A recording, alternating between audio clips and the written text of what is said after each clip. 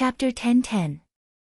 Hu Chenhuan, who was suddenly teased by his wife, didn't know whether to be angry or amused. The next second, he heard Su Yiyan say faintly, "Speaking of this, I was quite curious before. You and Hu Xiaofeng are obviously family, but why do they look so ugly and you look so good? At that time, I didn't know that you were not related to them by blood, so I especially deceived myself and thought that you had a genetic mutation, or that your parents had left all the good genes to you and the bad genes to them." Su Yiyan mentioned this mainly to praise Hu Chenhuan's handsomeness. Unexpectedly, she poked Hu Chenhuan's sensitive spot, which made his face instantly gloomy. He leaned over and covered Su Yiyan's chattering mouth, swallowing all her words into his stomach. After the kiss, Hu Chenhuan buried his head in Su Yiyan's neck and angrily threatened her. "Don't mention Hu Xiaofeng in front of me." Su Yiyan was a little stunned by his kiss, and then she said, "Are you jealous? He's not as good as me. Even if I hurt my face, he's not as good as me." Yes, no matter whether your face is hurt or not, in my heart, you're the best and one of a kind." Su Yiyan coaxed this huge vinegar jar without any pressure, and then she couldn't help but sigh. "But those who really have scars on their faces may not have a handsome face like yours, and they may not be as lucky as you to meet someone who likes them so much that they don't care whether their face is good or not. You want to mass-produce and promote?" Hu Chenhuan frowned. "I'm afraid that's not easy. With the improvement of the quality of life, many people's enjoyment of life increased a lot. There was a dazzling array of beauty and skin care products on the market, and many of them were old brands that had a large audience." Su Yiyan had good intentions, but she was afraid that they couldn't sell at all. Losing money was a small matter, but she was afraid that it would be a waste of so much effort and affect her mood. It was not worth it. "I know it's not easy, but as long as it's gold, it will always shine. My shop will release some new products from time to time. Let's try them out first. If the reviews are good, I'll increase the production. If no one wants to buy them, then forget it. It'll save me a lot of trouble." What kind of money was the easiest to earn in this world? Naturally, it was these beauty and skincare products. If a woman really cherished her face, she would spend a lot of money on it every year. Although Su Yiyan was a lazy person most of the time, she could still be excited when she needed to be. After all, no one would be stupid enough to reject money, not to mention that the store was not her business alone. Hu Chenhuan had never interfered with Su Yiyan in this aspect. Hearing her say so, she did not object. "If you want to do it, then do it. Just don't tire yourself too much." Su Yiyan felt sweetness in her heart. She laughed and scolded, "Why are you always worried that I'm tired? It was fine when she was pregnant, but now that the baby has been born, she's still like this. In my heart, there's nothing more important than your health." As Hu Chenhuan spoke, he leaned over and picked her up. He was ready to do something tiring with his wife, hoping that she would not have the chance to think of that little brat tonight. As for a second child, one was enough. Another one was impossible. It was impossible in this lifetime. Su Yiyan was full of ambition. She felt that through this scar removal ointment, she could help her to successfully start a second life in her career. At the same time, she could give her little cousin some money for milk powder. Unexpectedly, just as she was about to start, something happened to the Qing family. Chapter 10:11. What? Someone reported that grandfather received bribes and kickbacks from the research institute, and even reported that uncle was in charge of several companies for tax evasion. How is this possible? When Su Yiyan heard about this, her face darkened. She wished she could immediately fly to her grandfather's side and beat up the villain who played dirty tricks behind the scenes. "Don't worry." Hu Chenhuan held on to the angry Su Yiyan and comforted her, "It's just a report. Those people went to your uncle's company to investigate for a long time, but they didn't find anything. It's already confirmed that it was a false accusation. My uncle's side didn't find anything, but what about my grandfather?" Su Yiyan's face was ugly to the extreme. This sudden incident made Su Yiyan think of her previous life. It was around this time that a so-called anonymous report brought down the two most capable people in the Qing family. Even the Qing family was ruined and scattered. It sounded like a child's play, but that was the truth. Because there was a spy in the Qing family, he colluded with outsiders and firmly pinned this groundless crime on her grandfather and uncle. This spy was unsurprisingly Qing Fenglang, who entered Qing Juanhao's company at that time and served as the company's senior executive. Although the main branch of the Qing family and the side branches didn't live together, their relationship had always been good. Most of them were willing to help if they could. Take Qing Juanhao for example. His parents and elders may be strange, but his ability was not bad. Because he had a crush on Su Yiyan, he was later schemed by grandfather Cheng and sent abroad. Grandfather Cheng also felt a little guilty toward him. Therefore, not long after he returned to the country in her previous life, Qing Juanhao arranged for him to enter his own company and gave him a lot of benefits. He didn't want to bury the root of the disaster for the entire family and raise a terrible ingrate. In this life, Su Yiyan knew from the beginning that this person's heart wasn't good. After Qing Juanhao sent him to the company, she gave him a warning in advance. As a result, Qing Fenglang didn't enter Qing Juanhao's company as smoothly as in her previous life.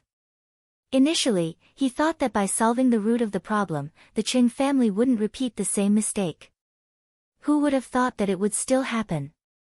Su Yiyan thought about how her grandfather had worked hard for the country and the people all his life. He was not particular about food, clothing, housing, and transportation, and had never bought anything valuable for her. Anything that was worth more than 4 or 5 digits was basically given to him by the younger generation out of filial piety. Even the old house at home was given to him by the higher-ups for his meritorious contributions. It had not been changed for decades. Such a person who had dedicated most of his life was framed and slandered by others in the end.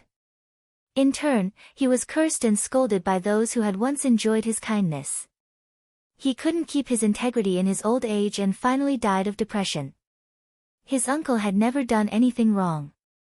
In order to accumulate good karma and have a child that belonged to him and his wife, he had done all kinds of charity for decades. However, because of the betrayal of the people around him, he had inexplicably been charged with a crime. If it wasn't for Hu Qinhuan in her previous life who pulled him at a critical moment, he might have been jailed. When she thought of this, Su Yiyan couldn't control the anger in her heart. She wanted to tear Qing Fenglang's family apart. Grandfather is fine. They are all fine. Don't scare yourself. Do my mom and the others know about this? Got it. They were the ones who called me, Wang Yao said. Su Yiyan frowned. Why did they only call you and not me? Chapter 10-12. Maybe he's worried that you'll be overly nervous, so he asked me to pass on the message. At least I'm by your side, so I can hold you back and not let you be too impulsive. Su Yiyan pursed her lips. She was a little unconvinced, but she didn't continue on this topic. Then my mom and the others, they've already booked tickets and are going to visit Grandpa and the others tomorrow. I want to go too. Hu Qinhuan seemed to have expected Su Yiyan to have such a reaction. He smiled faintly and said, "Of course, we'll go together. We'll also bring the little guy to visit Grandpa." Okay. Although Hu Qinhuan repeatedly said that the Cheng family situation wasn't serious, and Qing Juanhao and Old Master Cheng weren't affected much. However, Su Yiyan still felt a little uneasy. The next morning, when the sky was just beginning to brighten, Su Yiyan got up and prepared a lot of things to bring to the Qing family. Hu Qinhuan was holding the sleepy little guy who was still a little grumpy after waking up. He looked at Su Yiyan with helplessness in his eyes.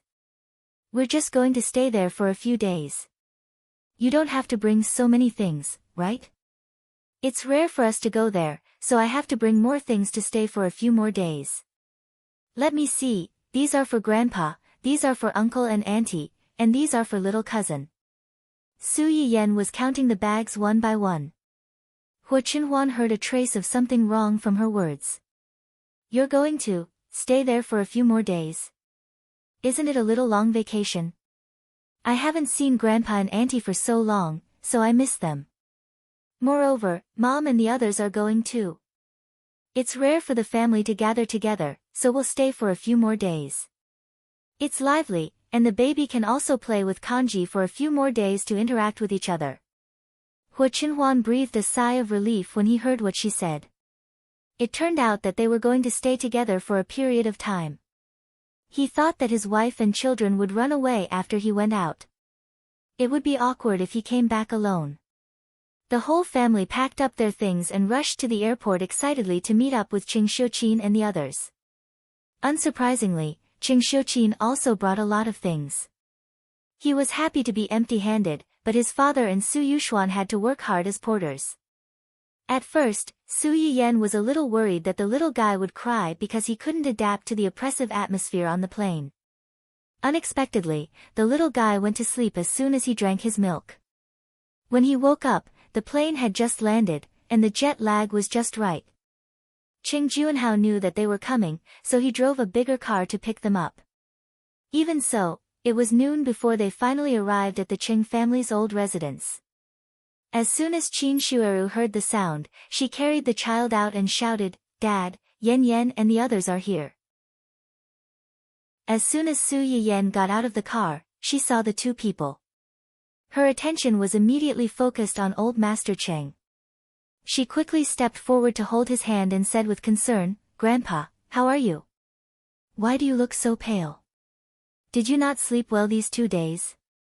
The concern of his precious granddaughter made old Master Cheng smile. He reached out to pat her hand and said, "I'm fine. Everything is fine. Grandpa is old, and he doesn't sleep much. By the way, where is my great-grandson? Didn't you say that you were going to bring him to see me? I've been thinking about it all day." Here. Hua Chenhuan heard this and carried the child forward. The last time the little guy saw his great-grandfather was when he was 1 month old. After a few months, he didn't know if he still remembered. Fortunately, the little guy didn't seem to be afraid of strangers since he was born. Except when he showed some hostility to his father, as long as Su Yiyan was present, he was very easy to talk to. Chapter 10:13. Grandpa Qing reached out and pulled him into his arms. He did not cry or make a fuss. Instead, he looked him up and down with his big eyes as though he was trying to figure out who this white-haired old man was. The old man had always liked children, so his heart softened when Hua Xiaoheng looked at him. He teased Hua Chenhuan as he played with the baby. "Hua Xiaoheng, you're still as skilled as ever. It seems like you've been helping Yan Yan take care of the baby a lot. You're like this even when you're here. I bet you don't take care of the baby at home. Grandpa, you've wronged me. It's not that I don't want to take care of the baby, but this guy won't let me. He even said that men and women shouldn't touch each other. The baby is a boy. If it were a girl, he wouldn't have stopped me. He made it sound nice, but if it were a girl, he wouldn't let me take care of her either. When the baby kissed me 2 days ago, he even warned the baby not to compete with him for attention. The baby was so angry that she cried. How old is he? He's even jealous of a child. I really can't do anything about him." The crowd, who had only wanted to watch the show, felt their stomachs stuffed with dog food. All right. We know you guys are close. You don't have to show off in front of us. All right.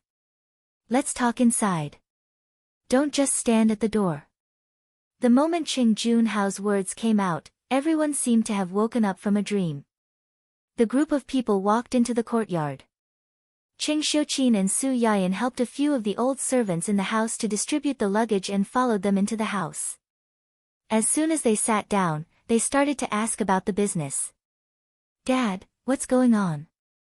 When I saw the news about your family, my heart almost stopped. How could you not tell us about such a big thing?" The Qing family's incident had happened a few days ago, but the Qing family had been keeping it a secret. The rumors had gotten worse over the past 2 days, and the public opinion had gotten out of hand. That was how Su Yiyan and the others found out about it. They came so suddenly that we were caught off guard.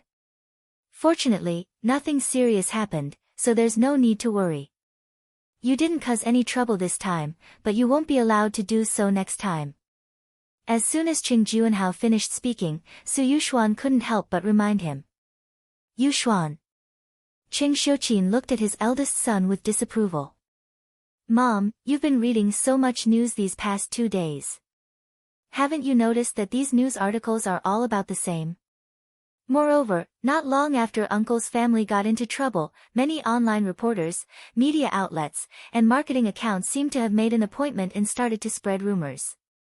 They made it sound like Grandpa and Uncle had already been convicted.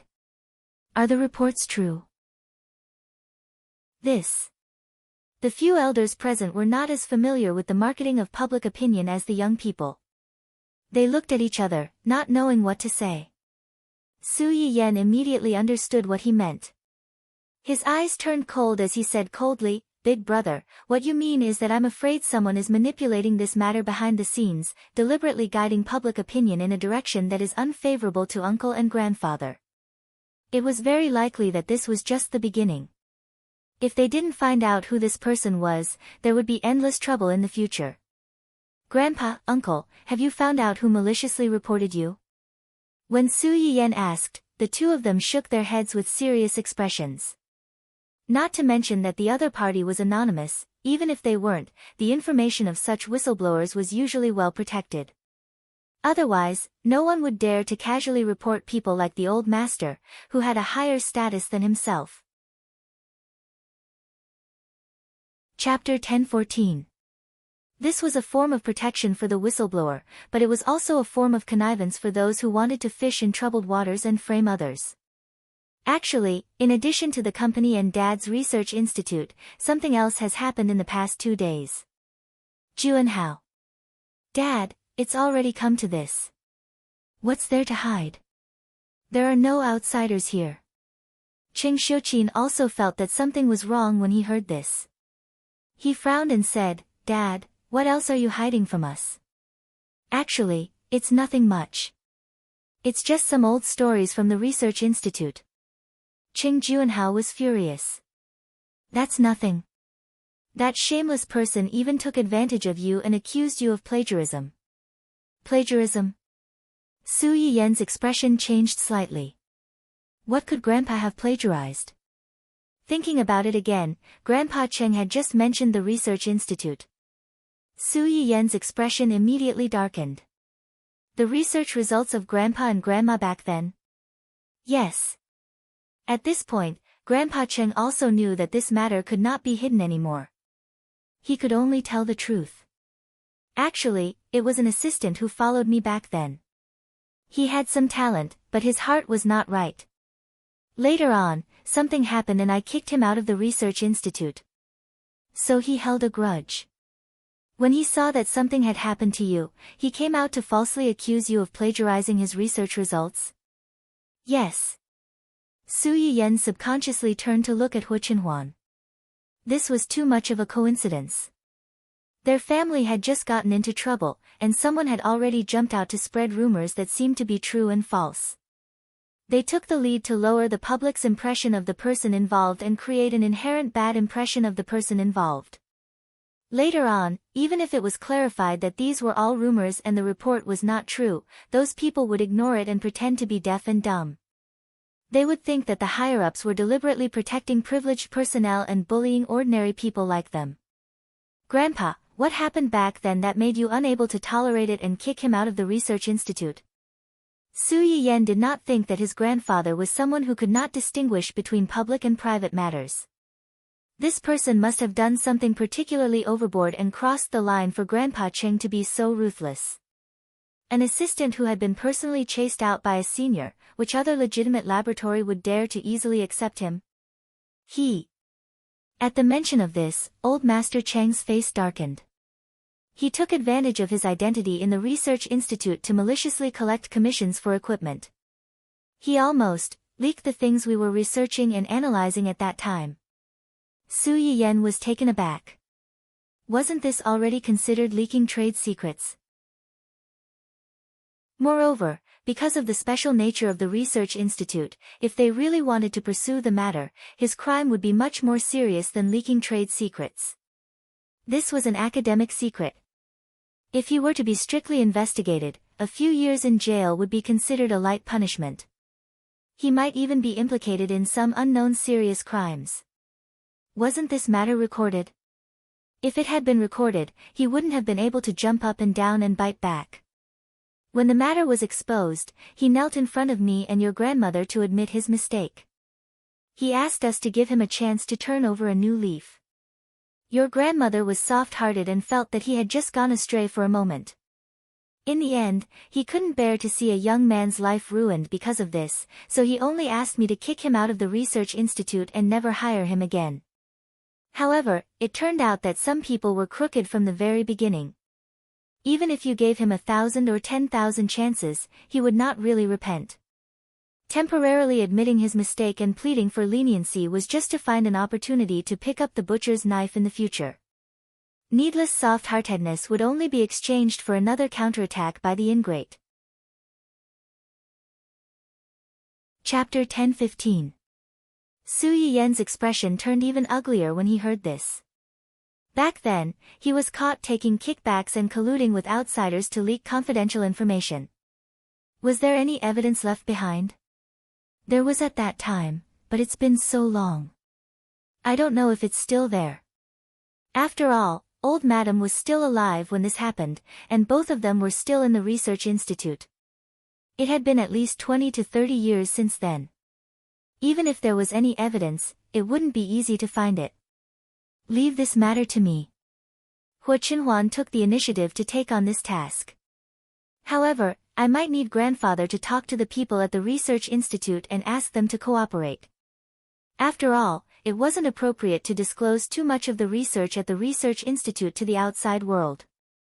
Hua Qinhuan could ask someone to help restore some of the relevant information, but if the people at the research institute didn't agree to help during the process, it would be easy to be caught red-handed and make things worse.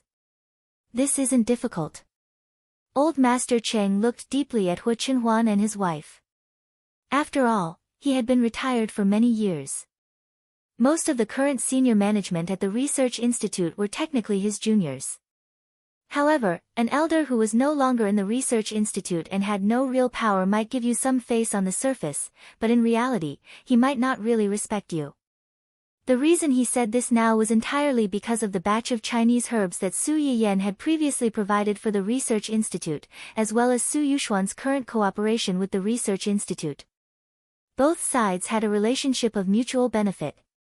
In addition to his old face, it was relatively more confident to ask them to give him face. Su Yushuan obviously knew this as well.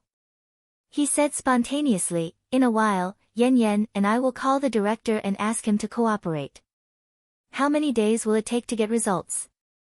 Hua Qinhuan briefly considered the difficulty of this matter and gave a specific time. In 2 days. Okay, I'll call him in a while. Hua Qinhuan nodded in agreement.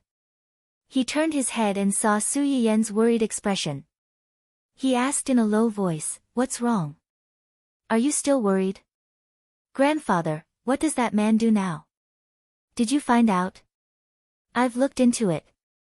Qing Juanhao took the opportunity to interject, "This man is just an ordinary executive of a small company. He only has one son in his family, and he's not very successful." "An executive from a small company?" Su Yiyen frowned. How could an executive from a small company cause such a big disturbance? Why are you encouraging so many media outlets to set the pace? You mean, there must be someone else behind this? Su Yiyen took a deep breath and said coldly, "Uncle, have you tried to investigate Qing Fenglang's family?" As soon as Su Yiyen said this, not only Qing Juanhao, but also several elders present were shocked. They looked at each other and said, "Why did you suddenly mention their family?" Qing Juanhao was the first to react. "Are you suspecting that this incident is related to them?" "Yes." Su Yiyen always felt that there was something fishy about this matter. In this life, although Qing Fenglang did not enter Qing Juanhao's company, this incident suddenly happened at this time. He even contacted the major media outlets in advance and said with certainty, as if he had already expected that Qing Juanhao would have problems internally. Only the people inside the company knew about the internal accounts of a company. It was impossible for it to be leaked easily. This matter was like, there was a mole in the company. Even if this matter was not done by Qing Fenglang, Su Yiyan felt that this matter could not be separated from him. Chapter 10:16. When Qing Juanhao heard what she said, he was not in a hurry to make a conclusion. Instead, he said thoughtfully, "You seem to have reminded me before that I shouldn't let him into the company unless it was absolutely necessary. Could it be that at that time, you thought that he?" Su Yiyan raised her head and looked at everyone present. She felt that this was a rare opportunity to let her family know the true colors of Qing Fenglang's family. "Actually, I heard Qing Fenglang's parents mention uncle, aunt, and my parents by chance." Old Master Cheng and the others had always doted on Su Yiyan, so they had never doubted her words. Hearing her say this, their first reaction was that these two people must have said something particularly excessive, which was why Su Yiyan was so disgusted and guarded against them. "What did they say about us?" Su Yiyan tried hard to think of an excuse. "They said that uncle and aunt didn't have any children for so many years. They gloated and ridiculed our family's bloodline. They said that we were guarding such a large family property, but in the end, it only benefited the kittens and puppies outside. They also said that this was retribution. Although there were many people who chose not to have children because of financial pressure, health, and other reasons, the word bloodline still stabbed the hearts of some people who liked children to a large extent. Especially Qing Juanhao and Qin Shueru, a loving couple who had been begging for children for many years. Their faces immediately darkened. Fortunately, the little guy in Qin Shueru's arms kicked his little feet at the right time, as if he was a little uncomfortable being hugged and wanted to get out of her arms. Qin Shueru woke up from a dream and put the little guy on the ground with a faint smile. Porridge was a few months older than Su Yiyan's baby. He could already crawl all over the ground by himself. For this reason, the floor in the house had to be cleaned several times a day and covered with soft carpets so that he could crawl everywhere without restraint. After Porridge circled around the adults, he suddenly seemed to have discovered something. He tilted his little head and suddenly rushed towards Su Yiyan and Qin Shueru. "Yiya." After Kanji crawled to Su Yiyan's feet, it raised its head and looked innocently at the little fellow in her arms. Then, it grabbed Su Yiyan's calf and stood up shakily. It looked like it could fall at any time. Qin Shueru was shocked. She subconsciously wanted to go forward and carry the child back, but she was stopped by her husband. The baby stood up. Qing Juanhao said to Qin Shueru silently. Qin Shueru was stunned for a moment. She looked at the little fellow who was being protected by Su Yiyan and had already used his own strength to support Su Yiyan's calf. For some reason, her eyes suddenly felt a little sour. Perhaps what parents wanted to do the most was to watch their children grow up bit by bit. From being able to flip over to being able to crawl, stand, walk, and run, they had participated in every stage. Just watching was enough to satisfy them. At that moment, little cutie Porridge grabbed Su Yiyan's pants tightly and stood up. With a thud, he fell onto Su Yiyan's thigh because he could not stand properly. After being stunned for a while, he seemed to realize what had happened and chuckled. Unlike little Xingxing, who only had small and tender teeth when he smiled, Porridge was almost a year old. A few millet-sized tender teeth had popped out from all over his body. When he stood up, these little teeth could be seen, and it made one's heart soften.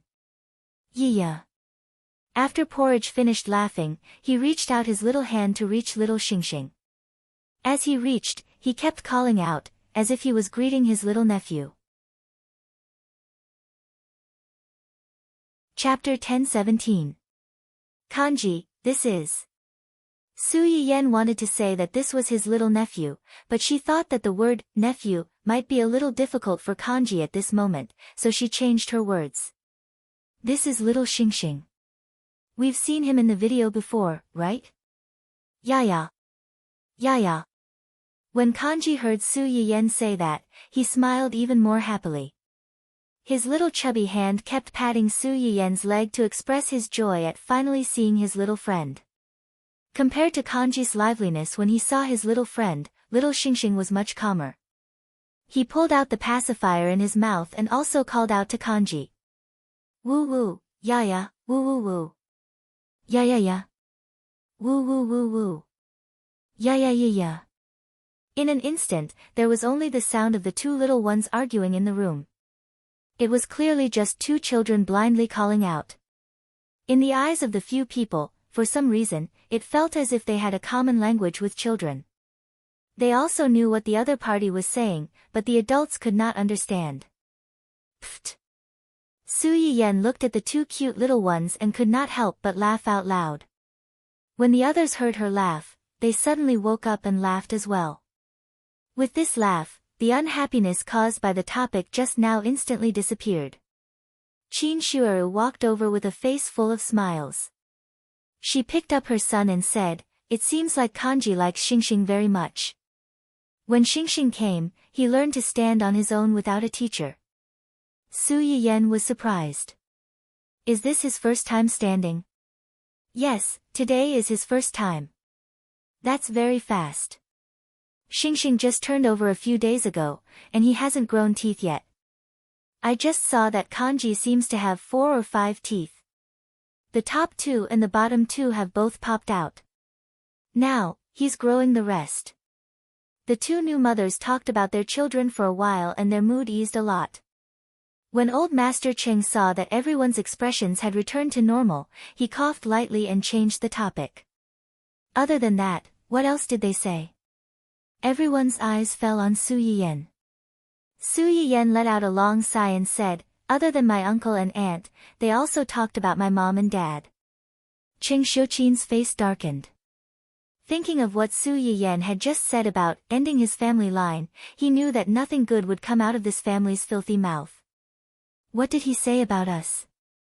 They say that you're just lucky. You were reincarnated into grandma's womb, and you were born a rich young lady. It was a pity that she didn't have good taste. She had taken a fancy to a penniless and nameless grassroots like her father. It's only because grandpa is rich and uncle is capable. Otherwise, how could you live such a good life if you only relied on dad? He even said. What else did you say? Cheng Xiuqin's face had completely darkened. These words were not only about her, but also about her husband. This was what Cheng Xiuqin could not tolerate. He also said that it's only because dad has no money and no power that he doesn't dare to offend grandpa and uncle. Otherwise, if he really became rich, he would definitely kick you aside and find those young and beautiful women. When Father Su heard this, his face finally changed. He was angry and flustered, and he said helplessly, "Don't listen to her nonsense. I only love you. Whether you have money or not, I only love you. I don't like those young and beautiful women." Cheng Xiuqin was originally very angry, but when he heard his father's words, he didn't know whether to laugh or cry. "I'm not angry about that." Chapter 10:18. She was angry because that gossipy woman had seen through her man too clearly. A narrow-minded person would look at everything with a tinted glass. Especially when they were extremely jealous, they couldn't see the truth at all. They only believed what they wanted to believe, as if this was the only way to comfort their inferior and ugly hearts. That woman only saw that Father Su's business was getting more and more prosperous after he married Cheng Xiuqin, but she didn't see how much hardship and effort Father Su and Cheng Xiuqin had suffered in the early days of their business. She was even more selective and blind, turning a blind eye to the decades of love between Father Su and Cheng Xiuqin. With just a few words, she negated other people's business and feelings. It could be said that she was really jealous. Su Yiyen looked at her angry parents and lowered her eyes. What she said was not a lie. In her previous life, Cheng Fenglang's matter was exposed, and he was severely beaten by Hu Chenhuan.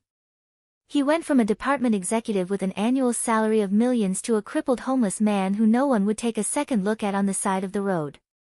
Cheng Fenglang's mother couldn't accept that the son she had always been proud of had become like this. She went crazy and said a lot of truth, including this. Su Yiyan couldn't tell whether she was so angry that she didn't choose her words carefully or simply said all the things in her heart. Anyway, with her temperament, if she could say such words, even if it was deliberate revenge and deliberately exaggerated the curse, she must have had such thoughts in her heart before, so she could say it so smoothly. After ridiculing me and Shueru for not having children and that we would have no descendants in this life, she eccentrically cursed my sister and brother-in-law for not having a good relationship and that they would divorce sooner or later. This kind of person is actually a relative of the same surname. Those who don't know will think that we dug up their ancestral grave.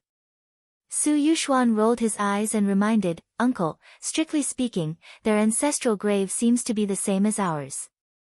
Qing Juanhao choked and glared at his eldest nephew angrily. At this time, shouldn't they be united against a common enemy and united against an external enemy? How can you expose my shortcomings like this? Su Yuxuan. Was he wrong to speak the truth? Old Master Qing glared at his son and was also very angry. She still thinks that it's retribution for Jun Hao and Shueru not being able to have children. What kind of heinous things did our family do to deserve such retribution? At the very least, even if our family has any retribution, it's not up to them to make irresponsible remarks. Dad, you may think that way, but I may not think so. Qing Xiuqin sneered. Didn't you hear what Yan Yan said just now? She's looking forward to the end of our family's bloodline, so that all our assets will go to the cats and dogs outside. Wasn't their family one of these cats and dogs? Dad, have you forgotten how this family shamelessly tried to take advantage of us back then? With Qing Xiuqin's reminder, Old Master Chang's face darkened and he hit the walking stick in his hand twice. Obviously, he was disgusted by that distant memory. Qing Juanhao and the others also came to a realization. After all this time, this family was jealous and cursing their family. They were simply eyeing their family's assets and wanted to kill them and replace them at any time. Based on this logic, they did have sufficient motive. Hua Qinhuan had been listening to their discussion quietly.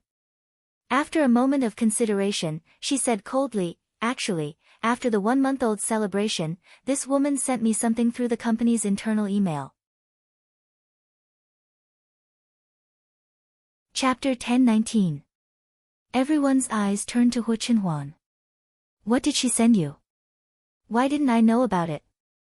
Hua Qinhuan glanced at Su Yiyan. It's all nonsense. You'll only get angry if you read it. Su Yiyan looked suspicious. So, what exactly is it? She suspects that you cheated on me. Pfft. As soon as Hua Qinhuan said this, everyone looked as if they had seen a ghost and stared at him in shock. You mean, she thinks I cheated on you? Hua Qinhuan was amused by Su Yiyan's shocked and confused expression. He reached out to scratch her nose and smiled faintly. Not only does she suspect that you cheated on me, but she also suspects that our baby is the evidence that you cheated on me. What? Su Yiyan exclaimed. Is there something wrong with her brain? I think so too. Su Yuxuan also reacted at this time.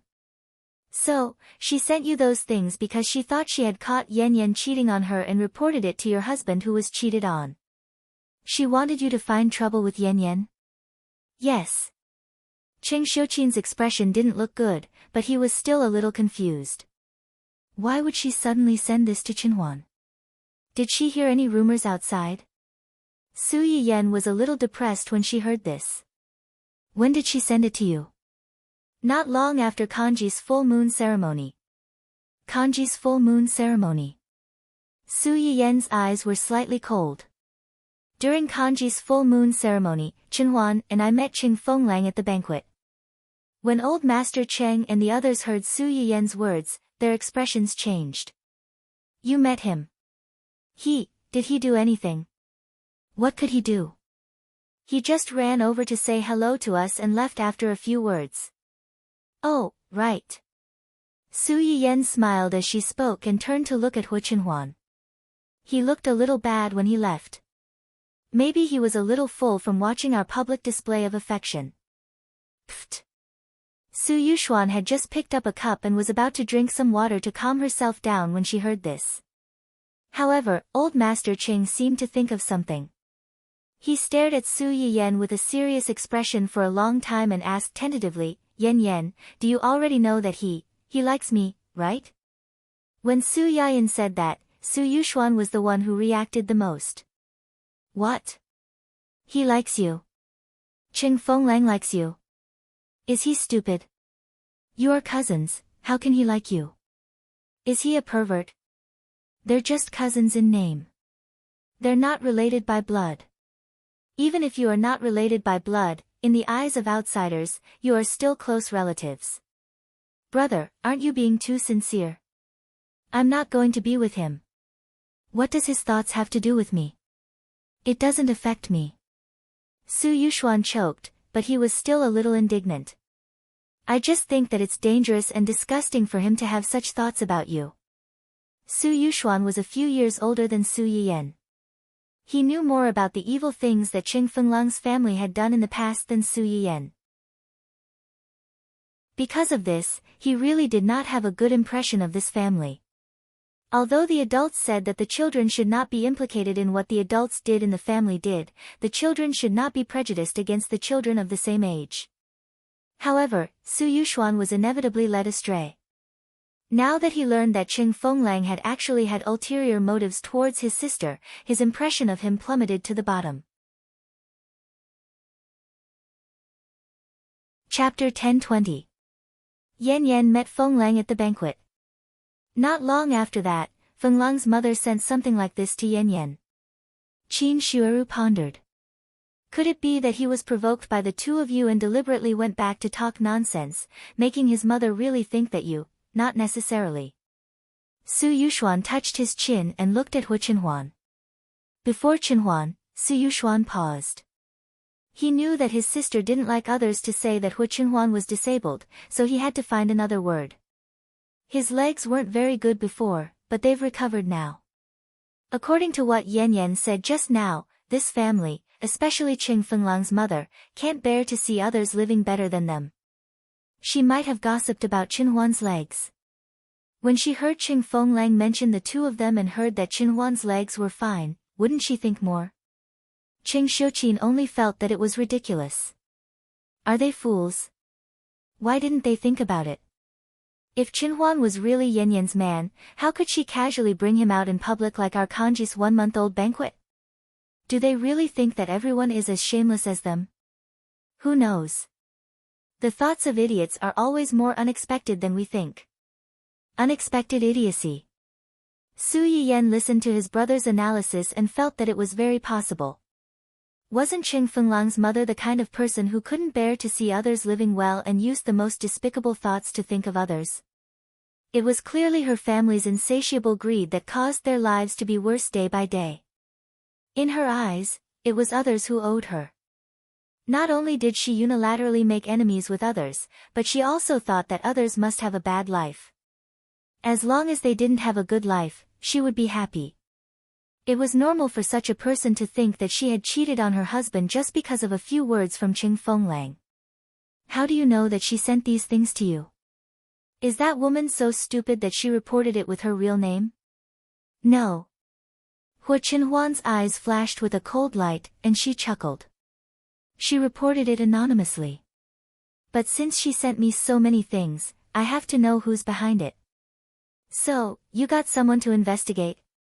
Then after you're done. Since we've found out who did it, this matter won't be over so easily. Su Yiyan's heart trembled, but he seemed to understand something.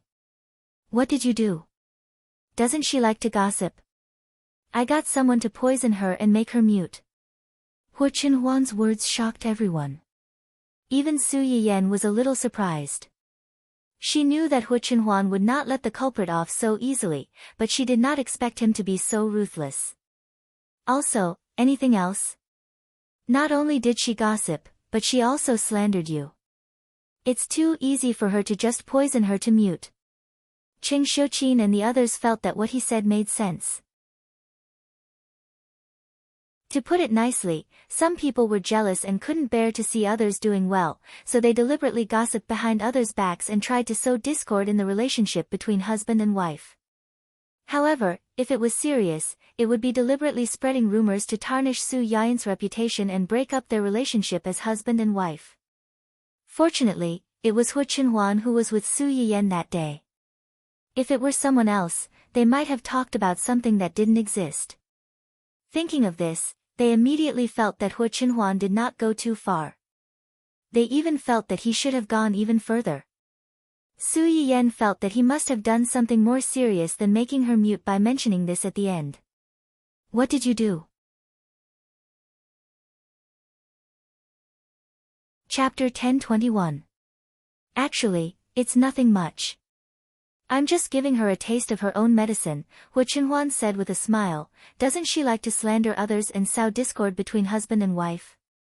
It can be seen that although she is married and has given birth to such a big son, she still has a heart full of longing for an outsider. So, I'll fulfill her wish. Hu Chenhuan did not really want to do anything to that woman.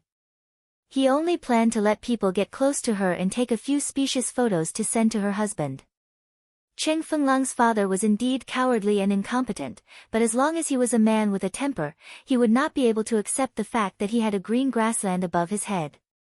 As a result, a few months ago, this family had been in a state of chaos and was on the verge of breaking apart. He did not expect that they still had the strength to play tricks behind the scenes. Thinking of this, Hu Chenhuan's eyes flashed coldly. If this matter had nothing to do with them, then so be it. But if it really had something to do with them, he did not mind breaking up their family. Su Yan saw Hu Chenhuan's expression and knew what he was thinking. In a daze, she saw Hu Chenhuan in her previous life, who had lost everything and tried his best to kill those culprits who had harmed her. Instinctively, she reached out to hold Hu Chenhuan's hand and said with a faint smile, although I'm very happy that you've done all this for me, but next time, I hope that you can tell me earlier. Hu Chenhuan saw that Su Yan was not angry at him for acting on his own accord and a warm smile appeared in his eyes. He replied in a low voice, okay. Seeing that the couple had come to a conclusion, the few people beside them did not say anything else. According to what Yan said, this family could really do such a thing. But Jun Hao had already listened to Yan's words and did not let Qing Fenglang enter the company. How did he? If a person wants to do evil, there are many ways. Although he did not enter Uncle's company, as long as he can contact the employees in Uncle's company. Are you suspecting that there's a mole in the company? When Su Yuxuan heard this, he couldn't help but interject, I think it's very likely that there's a traitor in the company for something like this to happen at this juncture. It was just that there was no definite evidence whether this matter was related to Qing Fenglang or not, so it was hard to conclude. However, since their family is so envious of our family, and can't wait for us to die without descendants, then hand over our family property to them. Even if this matter had nothing to do with them, they might have done something else behind the scenes. It's not a big deal to check. That's true. Su Yuxuan's words received the support of everyone present. After confirming the direction of the investigation, the few of them did not continue this topic. Su Yan could tell that the old man was not in a good mood, so she handed the babies over to Qing Shuqin and asked her and Qin Shuuru to take the two children to accompany the old man and make him happy. He went into the small kitchen and prepared to cook a big meal with his own hands, using the delicious food to comfort the frightened elders. Before he started, he did not forget to turn on the live stream. The audience in Su Yan's live stream was already used to Su Yan's surprise attacks from time to time. Even if Su Yan did not do a preview, every time she started a live stream, countless viewers who had set up priority notifications would rush over as quickly as possible and push it to the most conspicuous position on the homepage. This time was no exception. I just finished class and I found out that the streamer started a live stream. I'm so happy. This is the first time I've watched the streamer's live stream when the number of viewers has not exceeded 10,000. I'll take a screenshot as a memento. Ha ha ha ha, this background, did the streamer go to play at her relative's house again? Chapter 1022. Su Yiyen smiled when she saw the message. Yeah, it just so happens that I'm on vacation these few days. I brought the baby back to see the elders. As soon as she said that, the screen was filled with messages begging the baby to appear on the screen. Su Yiyen smiled and had no intention of letting the child appear on screen. Fortunately, more viewers soon flooded in, and these messages were covered by new ones. The medicine packs that Su Yiyen had recommended in the broadcast room were selling very well recently. Of course, there were one or two people who followed the trend and ordered the medicine packs. However, Su Yiyen had already considered this point. Just like the Chinese herbs that were sold before, the packaging of these medicine packs clearly stated the main purpose and taboo groups. As long as people came to make trouble, they would ask for a medical report. If there was a problem with the right symptoms, they would pay. If they knew that they couldn't eat it, then they deserved it. They didn't care. As it turned out, Su Yiyen was very prescient. After that, there were indeed a few people who caused trouble after eating the medicine packs in the restaurant. In the end, they were in the wrong and had to pay for it. Not only did it not affect the reputation of the medicinal cuisine restaurant, but it also attracted more people's attention to the restaurant and the medicine packs. The sales did not decrease but increased. After the medicine packs became popular for a while, the people who wanted to buy them had already bought them. Today, the audience in the broadcast room was more curious about the new scar removal ointment in the medicinal cuisine restaurant. Streamer, can the new scar removal ointment in your restaurant really remove scars? Is it also made by the streamer with Chinese herbs? A few days ago, I accidentally fell and cut my chin. The doctor said that it will definitely leave a scar. Although it's not easy to see it on the chin, it's still ugly to have a scar on the face. Streamer, is your scar removal ointment useful for burning scars? I have a younger sister who accidentally burned her thigh and calf when she was boiling water when she was young. It's such a big scar that she doesn't dare to wear a skirt until now. Streamer, Su Yiyen looked at the screen full of questions and pondered for a moment. She deliberated for a while and made a conclusion. The scar removal ointment in the restaurant is indeed a private product of our restaurant. It can indeed remove scars. It's basically suitable for both big and small scars. It's just that small scars take effect faster and require more treatment. For large scars such as burns, it may take a longer time for the treatment to take effect compared to other scars. Apart from that, the new scars that were left behind recently took effect faster because the skin texture was relatively more active. If it was an old scar, it would take a longer time to recover. You might have scars of the same size, but if someone else uses 1 bottle, you have to use 2 bottles. If someone else uses 1 month, you have to use 2 months. That's the specific difference. The inquiring audience members were all very excited when they received the confirmation. It was no wonder that they had doubts about the scar removal ointment. Most of the ointment purchased in Su Yiyen's shop were related to food. Think even those medicine packets had to be brought back and stewed with other ingredients to be eaten. Out of nowhere, a scar removal ointment appeared. Many people suspected that their streamer had begun to sell other people's goods like other internet celebrities. In addition, some anti-fans and competitors who sold scar removal and beauty products deliberately stirred things up and questioned the efficacy of this ointment. This caused this ointment to be on the shelves for 2 days with mediocre sales. It was not as popular as the previous ointment packs. Chapter 1023. Xiao Kai was a small streamer in the makeup section of Onlooker. Her ID was Kaikaizi. She would do makeup online and try out colors when she had nothing to do. Because of her delicate facial features and straightforward personality, she had attracted a lot of fans in the past 2 or 3 years and became a famous streamer in the makeup section.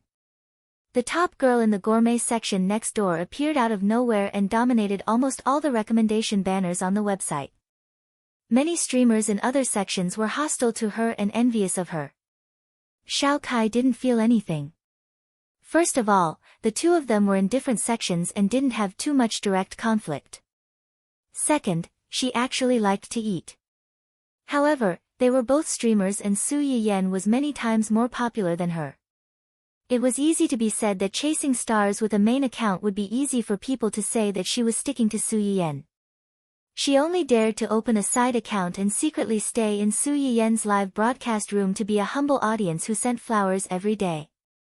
This stalemate finally had a subtle turn for the better after the scar removal ointment appeared in Su Yiyen's store. After the scar removal ointment was put up for sale in the medicinal cuisine restaurant and the official website, Xiao Kai immediately bought a few bottles and released a notice that she would do an open box trial after she got the ointment. As a result, the order was placed at noon and Xiao Kai received the finished product that night. She started the live broadcast as promised. Today, I'm bringing you the scar removal ointment that was recently put up for sale in the Carnival restaurant. I just bought it on the official website this morning and it will arrive in the afternoon. First, I'll open the box for everyone to check the goods. After that, I'll do a trial run. As soon as Xiao Kai finished speaking, a few unfriendly comments appeared on the bullet screen. Carnival restaurant? A new beauty brand? I've never heard of it. Is the streamer casually looking for some unbranded products to promote in order to make money? Aren't you afraid that you'll ruin your reputation?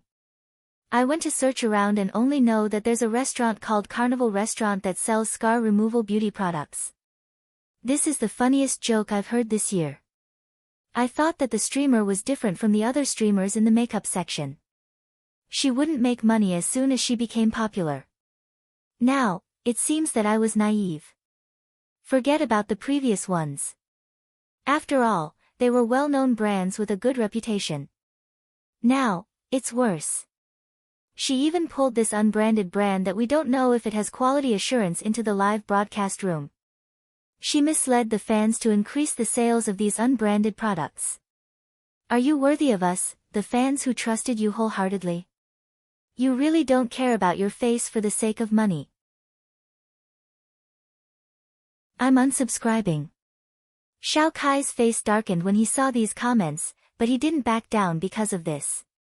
These so-called audience members who were clamoring to quit being fans were most likely opponents or haters pretending to be fans. When she first started live streaming, she had a glass heart. She wondered if she had really done something wrong to let down the people who liked her.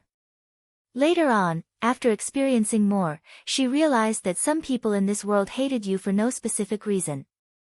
They only hated you because they hated you.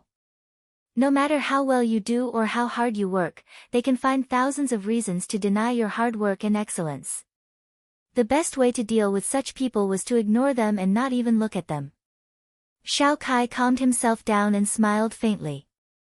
This is the first time I've done such a time-sensitive evaluation, so please forgive me if I don't do well. Alright, let's not waste time.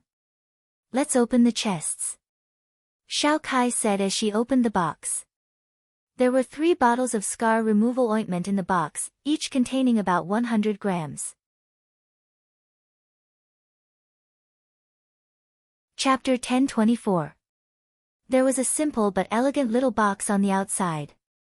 After opening it, there was an exquisite glass bottle with a simple appearance. Only the words, Carnival Restaurant, could be vaguely seen. The ointment was a refreshing light green color. It was cold to the touch and quite comfortable. There were 2 scars on Xiao Kai's body. One was on her face. It was a pox mark that she couldn't help but scratch when she had acne as a child.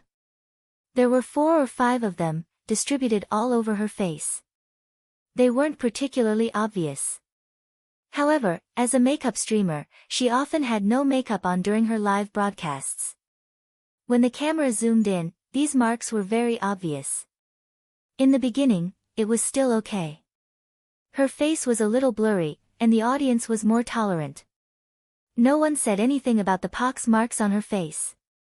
They only paid attention to her makeup and the makeup products she used. When she became a little more popular, her popularity increased, and the number of viewers increased. All kinds of people began to flood into the live broadcast room. Gradually, people began to talk about the acne marks on her face. Some anti-fans even deliberately gave her a black nickname, Acne Girl Streamer. The other mark was on her arm. It was a long and deep cut from a relative's naughty child a few months ago. There was a lot of blood at the time, and Xiao Kai's parents were so scared that they almost fainted on the spot. Although she was sent to the hospital in time to save her life, an ugly scar was left on her arm. After that, the relative took a basket of fruits to the hospital. He was trying to excuse his son, saying that the child was naughty and that adults shouldn't be too calculative with him. However, Xiao Kai and Xiao Kai's parents were so angry that they fell out with that person on the spot. From then on, they never contacted each other again. It was said that not long ago, the naughty child was involved in another murder case. This time, it wasn't a small quarrel between relatives. The victim's family had some power and was determined to get to the bottom of it. Unfortunately, 2 days before the murder, the naughty child just happened to be an adult. The best outcome was that he would be imprisoned for 10 to 20 years. At the same time, his family would have to bear a huge amount of compensation. That family only had one child in 3 generations. How could they watch him be ruined like this? It was said that they had been running around to borrow money and ask for help. When Xiao Kai heard this, he was neither sad nor happy. While his anger had been vented, he also felt a little relieved. Fortunately, they had long since cut off all pretense of cordiality with this family. Whether they lived or died now, it had nothing to do with them. Back to the topic at hand. The scar on Xiao Kai's arm was less than a year old, and it was a light pink color. Compared to this scar, the acne marks on his face were brown and slightly sunken. It says on the outside box that old scars take effect more slowly than new scars, and big scars take effect more slowly than small scars. The scars on my face and hands are old and new, big and small. For the next half a month, I will be broadcasting on time every day. Babies, pay attention to the changes in my scars. As Xiao Kai spoke, she applied the scar removal ointment evenly on her arm. The ointment feels cool on the skin. After that, let's put on some makeup and see if the ointment has any allergic reactions to the skin. This was what most girls would do when trying on cosmetics, especially facial masks. First, they would use the ointment on their hands for a period of time. After making sure that there wouldn't be any allergic reactions, they would apply it to their face. During this process, the live broadcast room would occasionally have a few comments cursing her rotten face. Xiao Kai saw them but didn't care.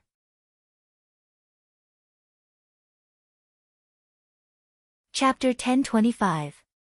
After Su Yiyan advertised her store's scar removal ointment in the live stream room, she threw the matter to the back of her mind. About 3 or 4 days later, she suddenly received a call from the store telling her that all the scar removal ointment in the store had been sold out. Should she restock now or wait a little longer? Su Yiyan was a little surprised when she heard this. She had only put the ointment in the store to test the waters. In fact, there weren't many finished products produced. Another thing was that a few cosmetics companies might have realized that Su Yiyan had a tendency to develop into beauty products and felt a sense of crisis. They had hired several groups of ghostwriters to criticize her in advance. They had even begun to secretly slander some of the products that were selling well in her store. It wasn't that Su Yiyan didn't know about these things, but everyone's attention had been focused on what had happened to the Qing family recently.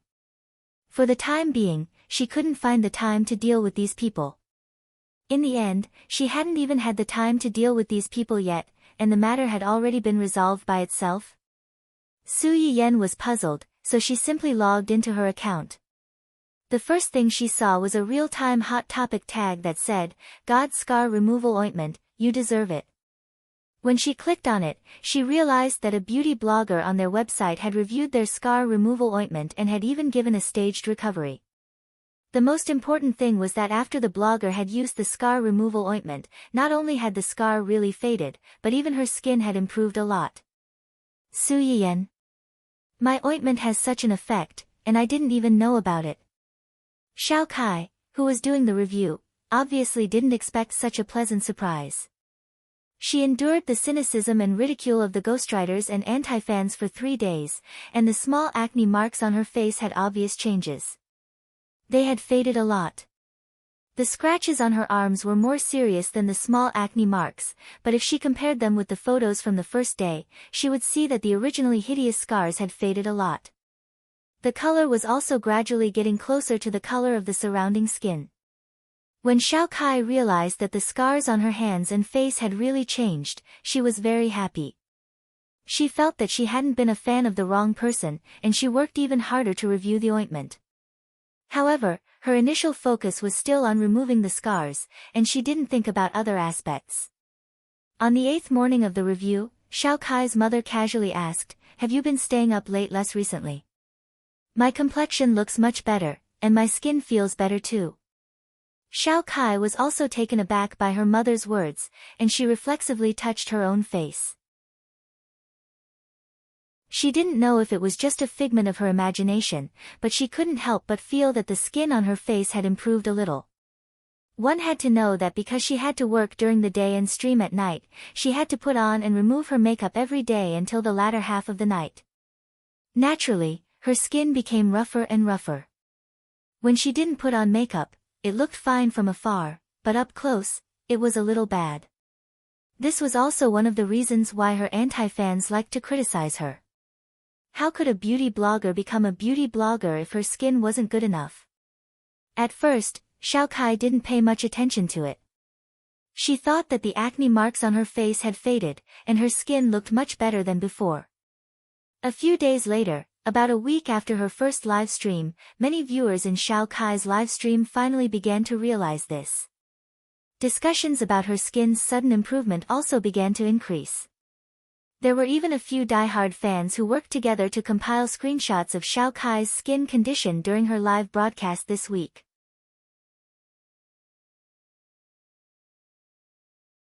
Chapter 1026. Originally, she didn't think much of it as she watched it day by day. However, now that she was suddenly compared to a week ago, even Xiao Kai herself realized that something was wrong. Her skin really did seem to have improved a lot. Others might not know, but Xiao Kai knew very well. Although she also used some skincare products, she only used a few all year round. She knew very well how effective they were. The only variable in this week's time was that bottle of scar removal ointment. This discovery surprised Xiao Kai. Seeing that more and more people in the live broadcast room were asking about it, she didn't hide it. She told everyone about her guess in front of the many viewers in the live broadcast room. As expected, Su Yiyen's store's scar removal ointment, which didn't sell very well, was completely sold out. It wasn't like there weren't any paid posters in Xiao Kai's live broadcast room. They mocked Xiao Kai for falsely advertising a product that had no reputation and no safety guarantee. However, the changes she had experienced over the past week were real. The comparison photos compiled by her fans were also real. Facts spoke louder than words. Moreover, for some people, the temptation of becoming more beautiful was greater than anything else. Even if some makeup companies had the foresight to use explosion-proof products, it still didn't stop these people from giving Su Yiyen money. Su Yiyen glanced at the beautiful streamer in the video who was trying her best to promote her company's scar removal ointment and praised her company's ointment as if it was the best in the world. For a moment, she even suspected that this was a new trick that the other company had come up with to flatter their shop. In the end, what really dispelled Su Yiyen's doubts was the feedback sent by Lian Nam. Long before the Carnival restaurant put the ointment on sale, Su Yiyen had sent a copy to Lian Nam. However, Lian Nam's burns were quite serious. The scars on Xiao Kai's body paled in comparison. Relatively speaking, the ointment took longer to take effect. When Su Yiyen received a call from the Li family, the first thing she heard was a woman crying. "Is this Miss Su?" Su Yiyen was taken aback by her attitude. After a few seconds of silence, she said, "I am. May I ask who you are?" "Hello, Miss Su. I'm Nan's mother, so it's Mrs. Li." Su Yiyen raised her eyebrows. "Mrs. Li suddenly called me. Did something happen to Miss Li?" Is it because the ointment I sent over didn't work? No, no, no. The ointment Miss Su sent is useful, very useful. As Mrs. Li spoke, she began to sob. She couldn't come up with a reason for a long time. Su Yiyen was also confused. Since it worked, what was there to cry about? Could it be that Miss Li's mother didn't want her daughter to recover soon and live a normal life? Before Su Yiyen could think further, the person on the other end of the phone had already changed. Miss Su. Su Yiyen immediately recognized Li Annam's voice. Yes. My mother was a little emotional just now. I hope she didn't offend you. Miss Li is too polite. It's not an offense. However, Mrs. Su and Miss Su suddenly called me.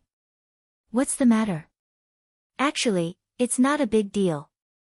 I've used the ointment Miss Su sent over. The effect is better than expected. Thank you very much. Also, I've decided to follow Miss Su's previous suggestion and undergo plastic surgery. After the surgery, I'll need Miss Su's help. And Nan will be very grateful.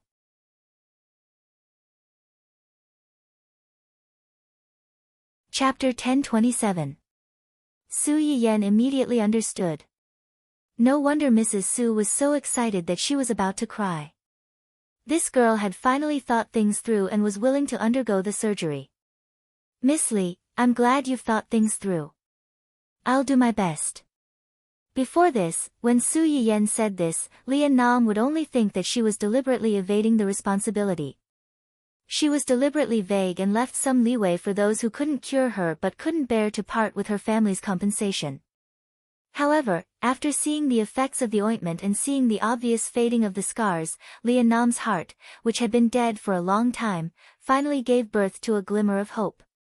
Maybe she really could have a chance to change her appearance and stand in front of everyone with a new attitude and continue her former dream.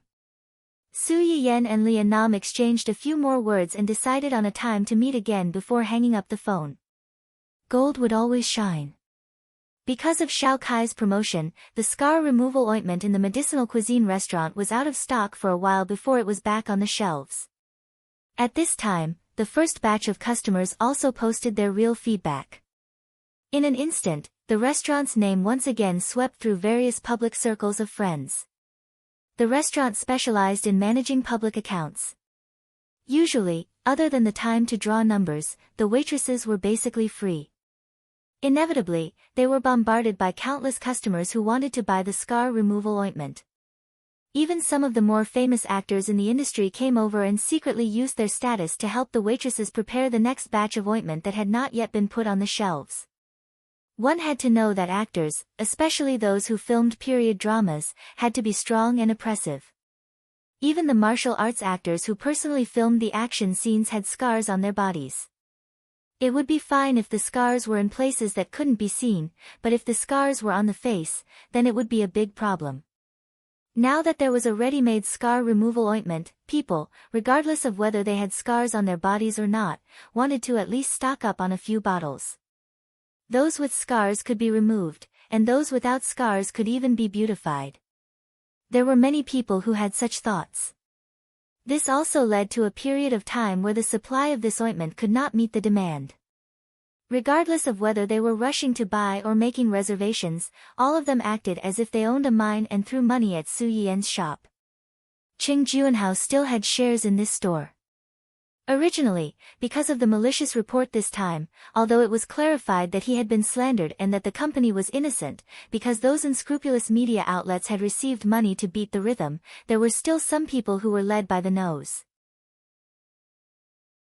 Before the truth was found out, they had already made some boycotts. It still caused some losses to the company that were hard to make up for, and Qing Juanhao was in a terrible fix. He was vexed about whether he should give up his old face and borrow some money from his relatives. Now that the money was in place, everything could be discussed. Qing Juanhao no longer had to worry about whether or not to borrow money, and how to borrow money. The company could also be revived. Qing Juanhao felt relieved. He looked at his niece more kindly, as if he was looking at a gold mine that was about to jump into his pocket. Su Yiyan. Don't stare at me like that, it's scary. Everything that had happened in the Qing family was frightening but not dangerous. At the same time, there were two other pieces of good news. One was that the evidence that Hu Qinhuan had asked Yu Zian and the others to retrieve from the research institute had been recovered. With this evidence, not only could they wash away the dirty water that had been poured on Master Cheng, but they could also send the person who had made the false accusation directly to jail. Besides this, the other piece of good news was that the matter that Su Yiyan had asked Qing Juanhao and the others to investigate had taken shape.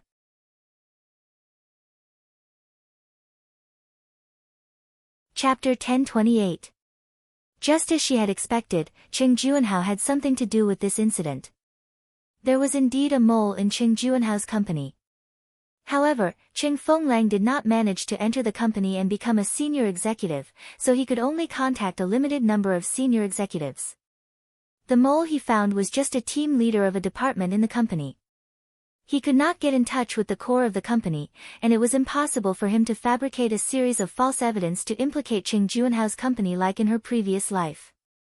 What really surprised Su Yiyan and the others was that Qing Juanhao was not the only person behind this. There was another person, an old acquaintance. Song Yunyuan. How could it be her? When everyone heard Su Yiyan's words, they suddenly looked up. Yan Yan, do you know her? Su Yiyan subconsciously turned to look at Hu Qinhuan. Hu Qinhuan was also surprised to hear this name. He was silent for a while before he said in a deep voice, "She is the daughter of the Song family." The Song family? Which Song family? Su Yiyan knew that he was embarrassed to say it, so he snorted and explained on his behalf, "What Song family? Just say that she used to be your suitor." What? When the elders present heard this, their eyes swept over Hu Qinhuan like searchlights. It was as if they wanted to poke him into a sieve on the spot. Hu Qinhuan felt a lot of pressure under the stares of the elders. He braced himself and said, "She used to be my suitor. I don't like her, and I've never been nice to her." Yan Yan can testify to this. Qing Xiuqin raised his eyebrows and looked at his daughter. Really? Really? She pestered Qinhuan before the incident with his family and wanted to marry him. Later, Qinhuan's legs had problems, and something happened to his family Hua. She ran away faster than anyone else and moved the whole family abroad. Su Yuxuan narrowed her eyes and instantly caught the loophole in her sister's words. Since you pestered him before the accident, and you didn't know him at that time, how did you know this? This. Su Yiyan turned her head and cast a helpless look at her man. Hu Qinhuan sighed and said truthfully, "This woman came back a year ago. When Yan Yan was pregnant, she posted some specious things to sow discord between us." As soon as Hu Qinhuan said this, everyone's expression changed again. It hadn't been long since Hu Qinhuan's legs had recovered, but this Miss Song had run away faster than a rabbit when he was in trouble. She had even moved her whole family overseas. It was obvious that she didn't plan to come back unless it was necessary. However, the truth was that she had come back a year ago after Hu Qinhuan's legs had recovered. She had even secretly schemed against the pregnant woman and stirred up trouble when she was emotionally unstable to sow discord between them. It could be said that Miss Song's intentions were clear to everyone. Why haven't I heard you mention this before? Su Yiyan touched her nose guiltily. It's not a big deal. I didn't take it to heart at that time. After Qinhuan found out, he immediately dealt with her, so I didn't mention it. Dealt with her? How did you deal with her? I asked someone to find out where she lived. I directly had someone tie her up, put her on a plane, and sent her abroad. As soon as Hu Qinhuan said this, the way they looked at him changed again. They were no longer as cold as before. Instead, there was a hint of complexity in their eyes. It seemed that they didn't expect Hu Qinhuan to do this. Tying her up on a plane and sending her back was simply too violent. However, when they thought about how this person had tried to destroy Su Yiyan's family, they couldn't help but say, "Well done."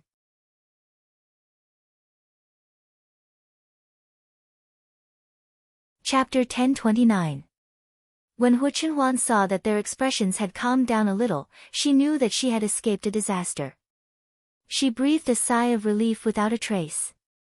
When she turned her head, she met Su Yiyen's half-smiling eyes. She felt helpless and amused at the same time. When I sent her abroad, I asked someone to pass her a message. She didn't remember it at all and still dared to come back. When Su Yuxuan heard Hu Chenhuan's words, she snorted coldly. She's shameless enough to come back and beg for forgiveness. What else is there that she doesn't dare to do? However, there's something that I need to tell you guys so that you can be mentally prepared. Su Yiyen and Hu Chenhuan looked at each other and asked in confusion, what is it? According to our investigation, the reason why Miss Song was able to return to the country and get involved in this matter was because she borrowed the connections of one of her relatives. Relative?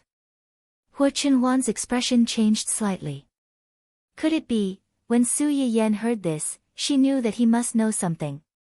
She looked at him questioningly. Hu Chenhuan didn't hide it. It should be Aunt Song. Aunt Song? Su Yiyen was shocked. Although Aunt Song's surname was also Song, she had never thought that she would have any relationship with Miss Song. She's a relative of Miss Song. Yes. But they are not related by blood. Hu Chenhuan paused and said thoughtfully, the Song family has always been powerful.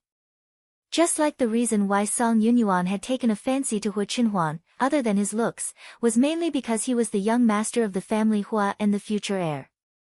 She wanted to use the marriage with the family Hua to soar into the sky.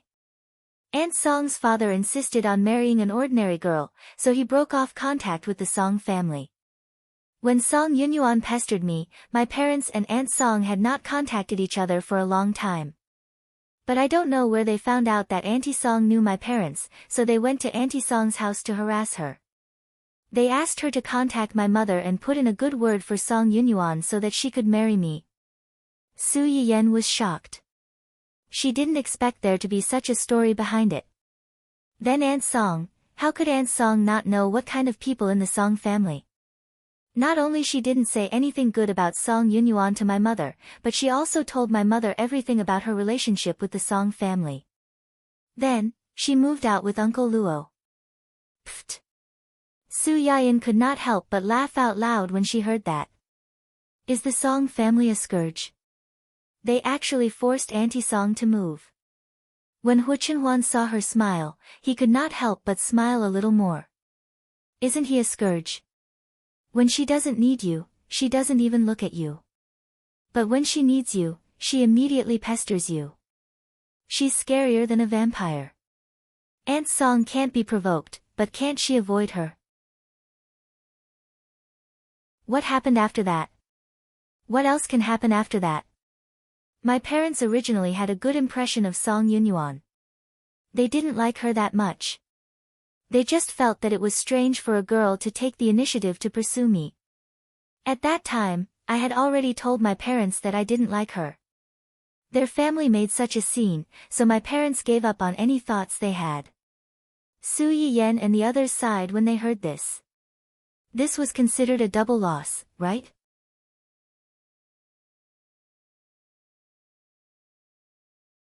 Chapter 1030. Then how could she use Auntie Song's connections to do these things? Hu Chenhuan narrowed her eyes and sneered, I think it's possible that she's behind Auntie Song's back. Auntie Song might not know. But whether she knows or not, we still have to inform her about this. Su Yiyen didn't have any objections to this. She had a good impression of Luo Baogang and his wife, and knew that their family didn't have a good relationship with Song Yunyuan's family. She also felt that it was more likely that they didn't know about this. Su Yuxuan heard the gist of it from the side, and said with anger and amusement, after all this time, these two people behind the scenes, one is your rotten peach blossom, and the other is your husband's rotten peach blossom. These two rotten peach blossoms are still together. Are they trying to break you up and then divide the spoils? Hu Chenhuan and Su Yiyen. What do you mean by dividing the spoils? Not only the two parties involved, but everyone else was also shocked by his words. The room suddenly became quiet, and then someone couldn't help but laugh. The others finally reacted and laughed one by one. Su Yiyan and Su Yiyan looked at each other helplessly, but they couldn't refute. That night, Hu Qinhuan took the initiative to call Luo Baogang and his wife and told them about this matter. After hearing the whole story, the two were really surprised, especially Song Linghua, who was really angry. I knew that she wouldn't come back for anything good this time. Song Yunyuan's return to the country had been on her side. Although Song Linghua didn't like this family, she was still an elder. If she was too calculative with the younger generation, people would think that she was petty. Therefore, she didn't care too much about Song Yunyuan's return. As long as she didn't cause any trouble for her, she would turn a blind eye and pretend that she didn't have this strange relative. Who would have thought that even though she wanted to ignore this junior actually did all he could to harm her family behind her back. He even almost caused her and her husband to lose their chastity in their later years. Huan, little Su. This is indeed our negligence. I didn't expect. Su Yiyan could hear the guilt in Song Linghua's words. I know. I know you and Director Luo's character. Otherwise, I wouldn't have called you as soon as I found out about this. I just wanted to let you know the whole story and avoid any unnecessary misunderstandings in the future. That's true. Song Linghua couldn't help but breathe a sigh of relief. A few days ago, he had just put down his pride and asked Su Yiyan to treat the Li family's granddaughter. How long had it been since then, his own relative had backstabbed Su Yiyan's mother's family? When Song Linghua and his wife thought of this, they felt ashamed. They said apologetically, although I didn't know about this, she did it under our name. We have let you and your grandfather's family down, Auntie Song, please don't say that. That's one thing. Since this matter has nothing to do with you, every injustice has its perpetrator and every debt has its debtor, how can I let you take the blame for others? I'm calling you today mainly because I want to understand the specific situation. Everyone knows what's going on. Secondly, I also wanted to ask why she did such a thing. You and Director Luo.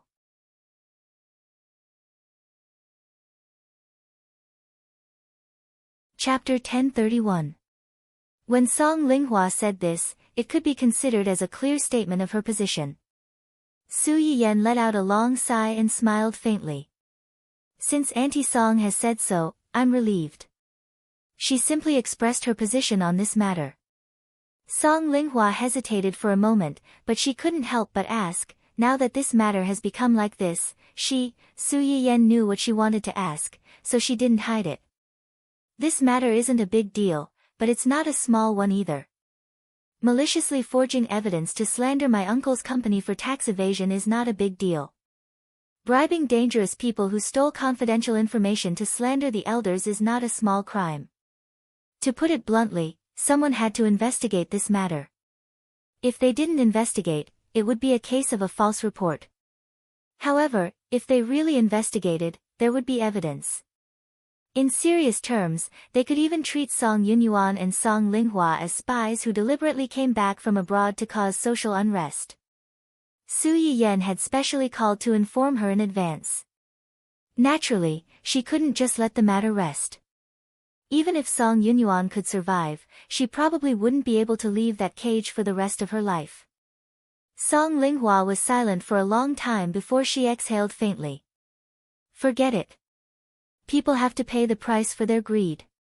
Since I've made my choice, it has nothing to do with others. The corners of Su Yiyan's lips curled up slightly, and she kindly reminded Song Linghua, Auntie Song is very righteous, but some people might not be. Song Yunyuan is in trouble in China. Her family. I'm afraid they will find trouble with you. You and Director Luo have to be mentally prepared. Some people are shameless and don't care whether you are relatives or not. They are even fiercer than enemies. When Song Linghua heard Su Yiyan's words, her face sank.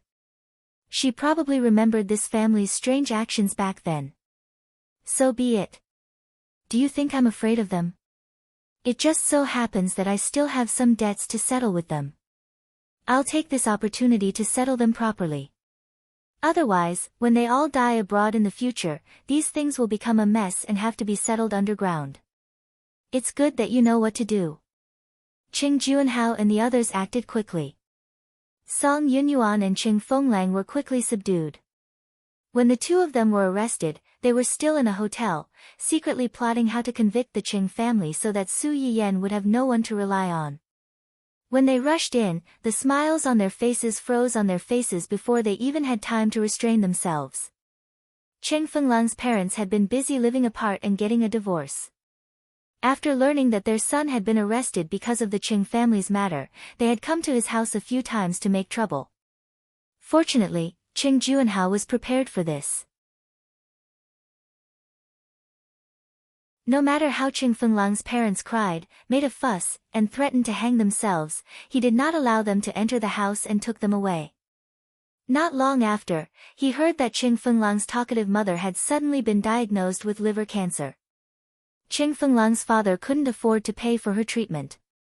The two of them, who had already shed all pretense of cordiality, quarreled even more loudly every day.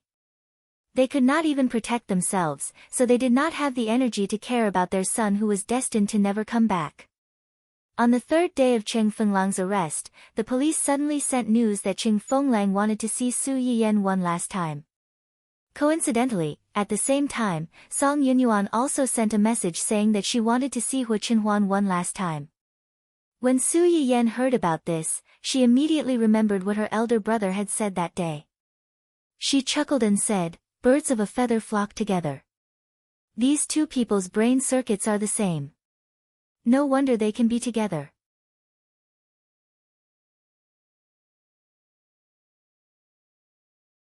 Chapter 1032. Hu Qinhuan's face sank. "Do you want to go? If you don't want to, we won't go." It was just a last-ditch struggle. It didn't matter whether they met or not. "No, I want to go." Su Yiyan turned her head and looked at her man's disapproving expression. She smiled and said, "Let's go and listen to what these two weirdos have to say. At the same time, we can make these two jealous people angry." Humph. Hu Qinhuan immediately guessed Su Yiyan's plan.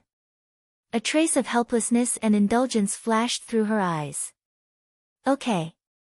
The meeting time was arranged in the afternoon. Considering that these two people might be locked up in the same place in the future. In order to let them get used to it as soon as possible and to save time, Hu Qinhuan simply asked the people over there to arrange for the two people to meet in 2 rooms next to each other. Song Yunyuan and Qing Fenglang looked at each other across the prison cell. Their faces were a little dark. But they also knew that they had no way out now. If they really made a scene here, they might not even be able to see the person they wanted to see for the last time. When Su Yiyan and Qing Fenglang came in, Song Yunyuan and Qing Fenglang were arguing with each other. When they heard the sound, the room suddenly became quiet. Song Yunyuan was the first to react. She stood up and rushed to the front. She held the pillar on the side of the cell tightly. Through the gap, she stared at Hu Qinhuan with blazing eyes. "You're here." Hu Qinhuan frowned slightly. Disgust flashed through her eyes. Then she quickly withdrew her gaze and focused on Su Yiyan. The impatience and coldness between her eyebrows melted in an instant, leaving only a strong warmth and love. This obvious contrast in Song Yunyuan's eyes was tantamount to a sharp knife that ruthlessly pierced her heart. It pierced her self-righteousness and self-confidence. "You shameless bitch, thief." Song Yunyuan's face became ferocious and distorted. His eyes were bloodshot as if he wanted to swallow Su Yiyan alive and tear him into pieces. "Thief." Su Yiyan raised her eyebrows and found it funny. "What makes you think I'm a thief? What did I steal? Am I a man's heart?" Su Yiyan said as she touched her man's chest like a rogue. "Then I'm really sorry. My man's heart is in my hands from the beginning to the end. It only belongs to me. There's no need to waste any effort to steal it. Only those pitiful creatures who wanted something but couldn't get it would think about other people's things every day and end up with nothing. Serves him right." "You." "Nonsense." Song Yunyuan was already irritated by the intimacy between the two. Now that she heard Su Yiyen's words, she was even more furious. He likes me, he likes me. Su Yiyen chuckled, her eyes full of mockery. Are you a roundworm in his stomach? Whether he likes you or not, how would you know? Or did he do something to make you misunderstand that he likes you? If that's really the case, now that we're here, I don't mind you bringing up some old and rotten accounts. Tell me, why does he like you? Song Yunyuan's affectionate expression suddenly froze. Although she made a solemn vow, she really couldn't say 1, 2, 3, 4, 5. After all, whether it was in the past or now, Hu Qinhuan seemed to be avoiding her like the plague, not to mention treating her well. She thought about the last time she returned to the country happily and finally found an opportunity to secretly sow discord between Su Yiyen and his wife.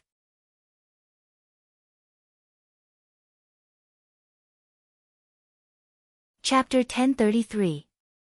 However, as soon as it started, Hu Qinhuan sent someone to pack them up and send them on the plane.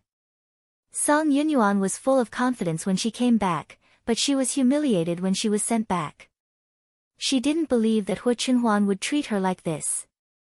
It must be that this woman knew the truth and secretly drove her away behind his back. Yes, it must be like this. Song Yunyuan looked at Su Yiyen with increasingly cold and resentful eyes. Qinhuan, don't be fooled by this woman.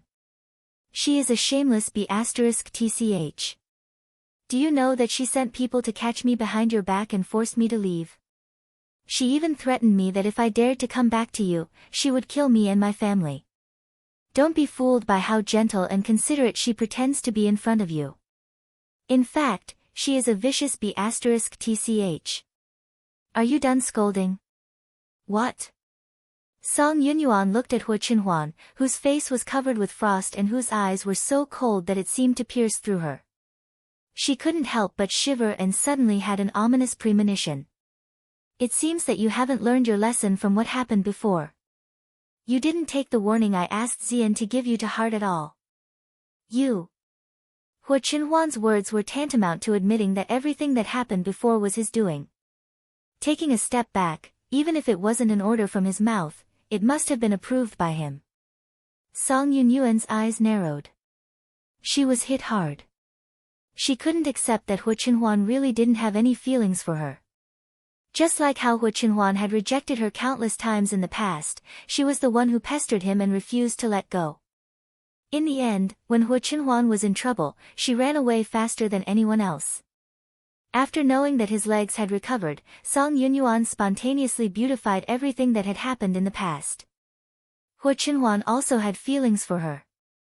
It was only because she had left and hurt his heart that he retreated and settled for the next best thing, which allowed another woman to take advantage of him. As long as she appeared again and awakened Hu Qinhuan's former love for her, the inferior substitute would be rejected by him sooner or later. At that time, Hu Qinhuan would definitely divorce and marry her. She would still be the legitimate Mrs. Hua. It's you, isn't it? It's you who deliberately spoke ill of me in front of Qinhuan and ruined his impression of me. You shameless B***tch. You won't shed tears until you see the coffin. Su Yiyen really thought that this woman was sick in the head. You're a dog skin plaster who worships the powerful and tramples on the weak. You run away when you encounter trouble, and once you find out that there's something to gain, you try every means to stick to me. What gave you the confidence to make you think that your image in Qinhuan's eyes is so pure and unattainable? Song Yunyuan's face was livid. She opened her mouth and wanted to refute. Su Yiyen didn't intend to give her a chance at all. The person in question is right here. Do you want to ask him if he ever had any feelings for you? No. As soon as Su Yiyen's voice fell, the person in question denied it without thinking. I only loved you, in the past, now, and in the future. I don't like anyone else except you. Hu Qinhuan's ruthless words suddenly made the not harmonious atmosphere suffocate. Su Yiyen was the first to react. Looking at Song Yunyuan's pale face, she felt an indescribable relief. Do you understand? Song Yunyuan was like a sick cat whose tail had been stepped on. She opened her mouth with a ferocious expression and was about to curse, but was interrupted by Hu Qinhuan.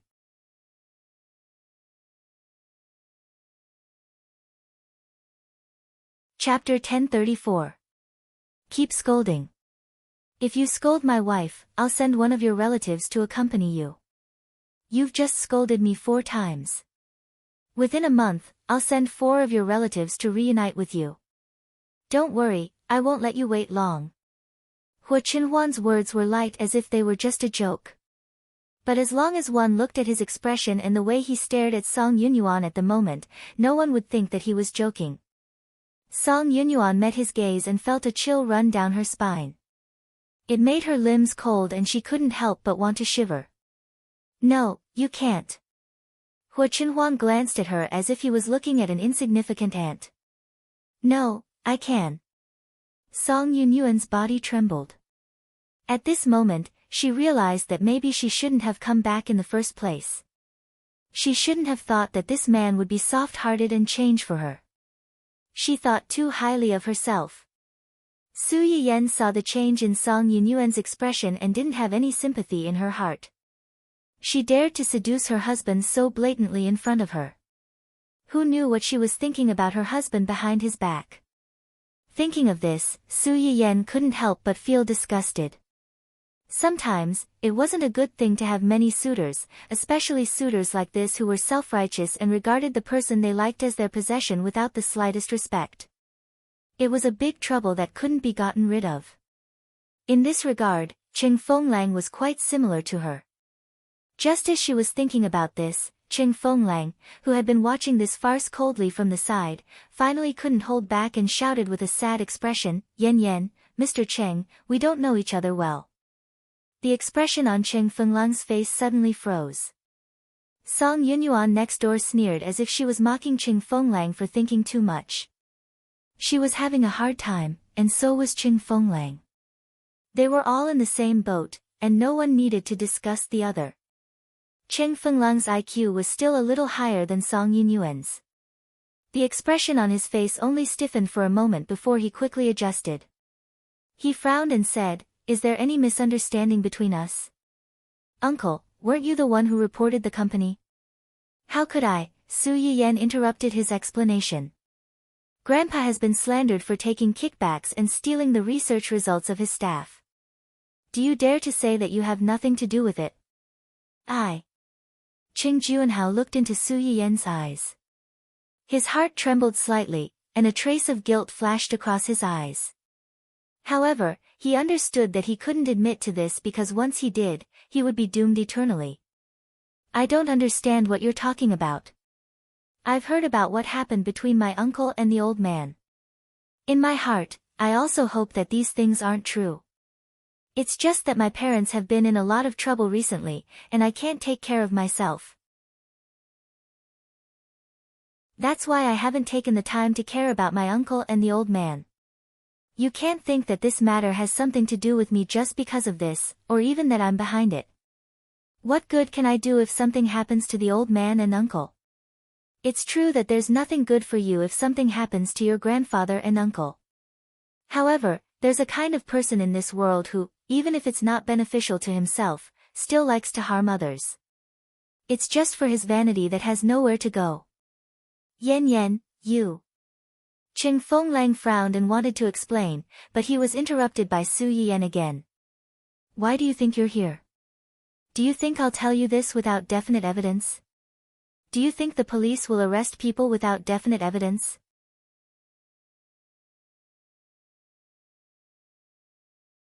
Chapter 1035.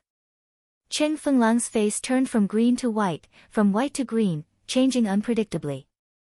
Su Yiyan was too lazy to continue talking to him. If Ching Fenglang was like Song Yunyuan, crying and making a fuss, she would be in the mood to play with him. But now, he knew that the things he had done had been exposed, but he was still stubborn and trying to get himself out of this matter. He really thought they were fools. "If you tried so hard to see me just to say these words, then you're done. Now that you've said it, I'm too lazy to listen to the rest. That's it, let's go. As Su Yiyen spoke, she pulled Hu Qinhuan and was about to walk out. Seeing this, Qing Fenglang could no longer care about anything else. Wait. Is there anything else? Qing Fenglang looked at Su Yiyen's slightly mocking eyes, gritted his teeth, and asked tentatively, you know all about it? Know what?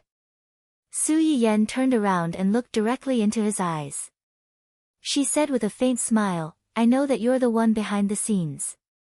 You bribed the employees of my uncle's company and maliciously reported my uncle's company and my grandfather, in order to destroy them and get to the top. Or do you know that more than 90% of the reason you did all this is because you like me, and you want to take revenge on my uncle and my grandfather, so that I have no one to rely on and can only rely on you? You already know. Qing Fenglang looked at Su Yiyen with a burning gaze that had never been seen before. It was as if she had opened the window paper and destroyed some kind of imprisonment that had originally restrained him. Yan, I like you. I've liked you for a long time. You don't know how much I like you and how long I've liked you. We're not related by blood at all, so why did they have to stop me? They even refused to let me see you a few more times.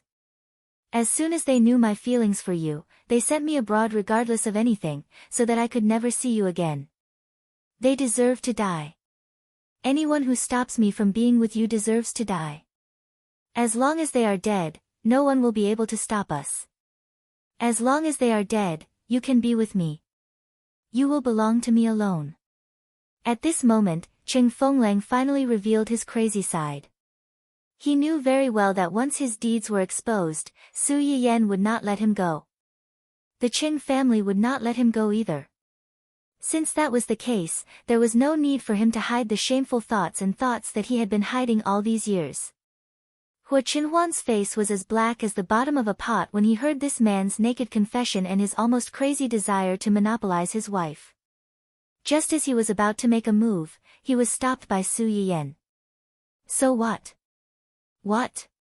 So what if they stop you? Su Yiyen looked up at Qing Fenglang and said in an unprecedentedly cold tone, you were wrong from the beginning. You like me, but I don't like you. It has nothing to do with whether we are related by blood or not. Even if they don't send you abroad, I can't be with you. Qing Fenglang was shocked, and his always gentle and calm face became distorted and ferocious. Then who do you like? Him. Qing Fenglang pointed at Hu Qinhuan, gnashed his teeth and growled, how can I not compare with him? I can give you whatever he can give you. As long as you are willing, I don't mind that you married him and had a child with him. As long as you are willing, I am willing to give you anything.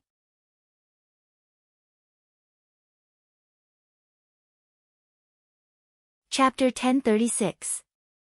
Qing Fenglang said and even stretched his hand out of the fence, as if he wanted to pull Su Yiyen. What do you love about him? Money? Don't tell me you like him. When you married him, he was just a cripple that no one wanted. Su Yiyen hated it the most when people talked about Hu Qinhuan's crippled legs. Qing Fenglang's words could be said to have accurately poked her Achilles' heel. With a bang, all the fire in her stomach was ignited. You really don't believe me. I just like him. Whether he is well or crippled, I like him. The fact is, in my heart, you are not even comparable to a cripple. No, in my heart, you can't even compare to a single hair of his. You don't deserve to be compared to him. Money? Do you think I care about your stinky money? Let me tell you, when I got married, the dowry my parents gave me, and the betrothal gift my husband gave me, can make you struggle less for hundreds of years. You can't compare to him, your ability is not good, and you don't earn as much money as others. Who gave you the courage to vow that you can compare to him? Is it this cellmate next to you? Pfft. With just a few words, Su Yiyen had managed to diss both of them at the same time. Hu Qinhuan couldn't help but laugh on the spot. The depression in his heart disappeared without a trace. Although he regretted that he couldn't show his masculinity in front of his wife's protective appearance really made him love her to the bone. Qing Fenglang was directly refuted by her words. After a while, he reacted. His lips trembled slightly and he said, this is the real reason why you married him. I was wrong about you. My mother was right. You are the same as those vain women. Su Yiyan narrowed her eyes. She intuitively felt that she couldn't understand these brain-dead people whose brain circuits were in a dead knot. Hua Qinhuan didn't want to hear anything bad about Su Yiyan from other people's mouths. She sneered, yes, I spent all my savings to beg Yan Yan to be with me and marry me. You, Qing Fenglang's expression changed slightly. Song Yunyuan subconsciously tightened her grip on the pillar. Her eyes were filled with jealousy and hatred. She is worth it. I was willing to. I got what I loved all my life. I got what I wanted the most. If you can't get it, it only means that you're incompetent and unworthy. From the moment you laid your hands on Yan Yan's family and tried to hurt them, you had already lost the right to like her. Hua Qinhuan looked at Qing Fenglang with a cold gaze as if he was looking at a dead man. You even said that you didn't mind that she had been married to me and had given birth to my child. From your words, I can tell that you despise her. You just treat Yan Yan as an object, a possession that you like and think is infallible. You don't know how to respect her at all. The so-called love that you can give her is just the material that you can give her. With such little ability, what right do you have to say that Yan Yan is vain? Let's go. Don't talk to them. Su Yiyan glanced at the two unconvinced people. She only felt that it was a mistake to come today. What a waste of time. I already regret coming. Su Yiyan said that she wanted to leave. Hua Qinhuan naturally had no reason to refuse. She immediately took Su Yiyan's hand and led her out, leaving the two losers staring at each other and mocking each other. This is your so-called white moonlight. Look at her. Does she care about you? You're asking for humiliation.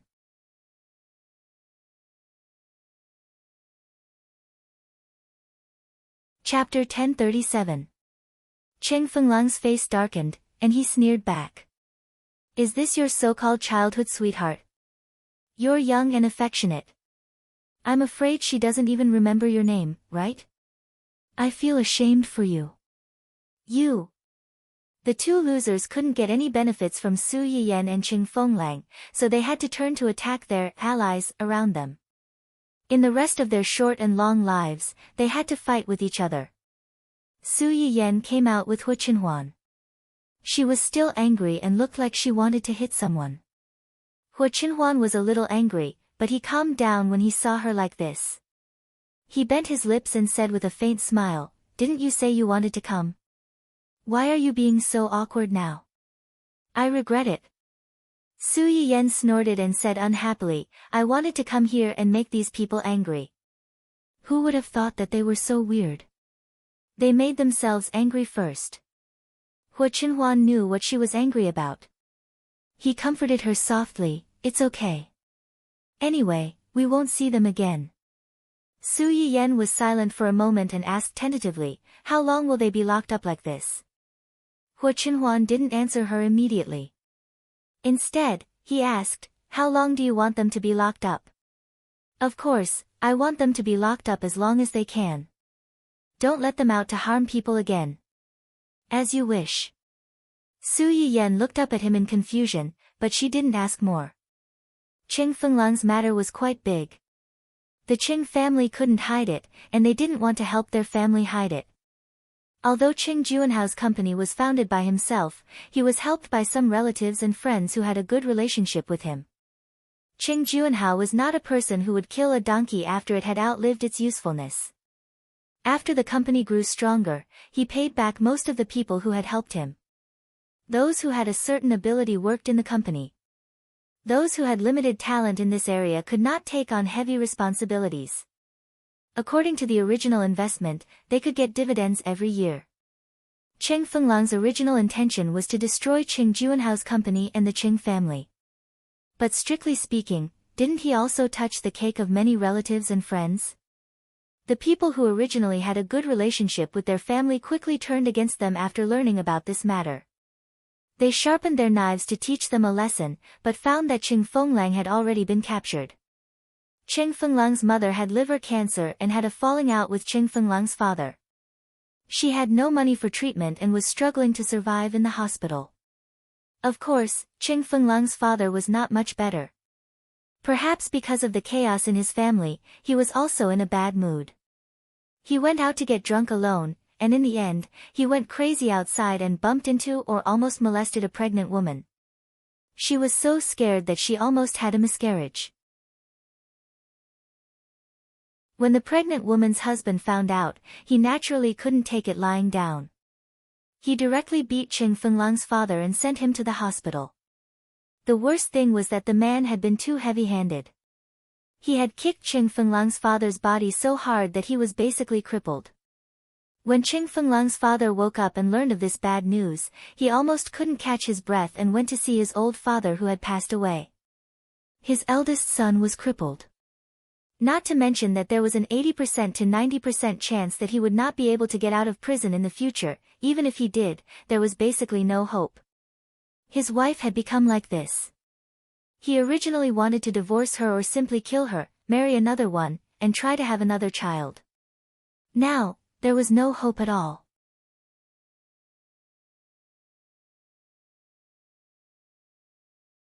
Chapter 1038. After Qing Fenglang's father woke up again, he stared blankly at the snow-white ceiling in the ward for a long time. He thought of the time when Qing Juanhao and his wife had no children. Every time his wife encountered something unpleasant, she would drag them out to vent her anger. She would sarcastically mock their family for doing too many bad things and that they deserved to die without descendants. Although he didn't agree, he was secretly happy. He felt that even if he couldn't compare with her, at least he had a son. But now, other people's lives were getting better and better, and he was the one who died without descendants. Perhaps, this was retribution. The Qing family's company and old Master Cheng's affairs were dealt with quickly. Because of Song Yunyuan and Qing Fenglang's arrangement, a large number of media outlets initially came to stir up trouble, causing old Master Cheng and Qing Juanhao's company to be attacked by some poor people who hated the rich for a few days. Later, when the Qing family presented evidence, many people who had been particularly aggressive before chose to shut down their microphones. A small number of people chose to apologize, and an even smaller number of people were unwilling to admit that they had done anything wrong. They were paranoid and believed that this was a conspiracy. However, because the hammer was too hard, this small number of people didn't make any waves. Su Yiyan and Hu Qinghuan stayed at the Qing family's house until everything was settled. As soon as they got home, they found that Ling Xiaoqi was already waiting for them at home. "Are you okay? Is everything okay at home? I only found out about your grandfather's family a few days ago. I don't know how you guys are doing, so I can only worry." "It's okay. It's all settled." Ling Xiaoqi breathed a sigh of relief and whispered, "That's good." Su Yiyan saw that she looked a little haggard. Since she already knew about her family's situation a few days ago, there was no reason for her not to contact her, unless, did something happen to you these past few days? Did you encounter any difficulties? Ling Xiaoqi froze for a moment, and her eyes began to wander. "No, nothing." Su Yiyan saw her guilty look and became more and more sure of her guess. She frowned and said, "If it's nothing, why don't you dare to look at me? Raise your head and look into my eyes. Tell me, did anything happen to you these past few days?" Ling Xiaoqi's expression stiffened. She knew that she couldn't hide it from Su Yiyan, so she had to tell the truth. "I did run into some trouble, but it's over now." "What trouble?" Su Yiyan's mind flashed. "Is it related to that man?" Ling Xiaoqi's expression changed slightly, and Su Yiyan knew that he had guessed correctly. A cold light flashed in his eyes, and there was a hint of murderous intent. From the looks of it, she had been too gentle in dealing with them previously. This family actually dared to make trouble for Ling Xiaoqi. They really had evil intentions. "He came to find you again." Ling Xiaoqi shook her head. "It's not him. It's another man." "Another man? Who is it?" "Yan Yan, do you still remember that I told you before that I found a job at Chien Group?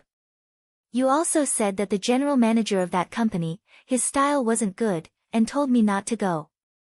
Su Yiyan was startled. After realizing the meaning of Ling Xiaoqi's words, his face turned completely black. You mean, the general manager of Chien Group came to find you? What did he want from you? Did he do anything bad to you? Ling Xiaoqi recalled what had happened these past few days, and her expression became a little angry. She said angrily, he wanted to, but unfortunately, he didn't have the chance.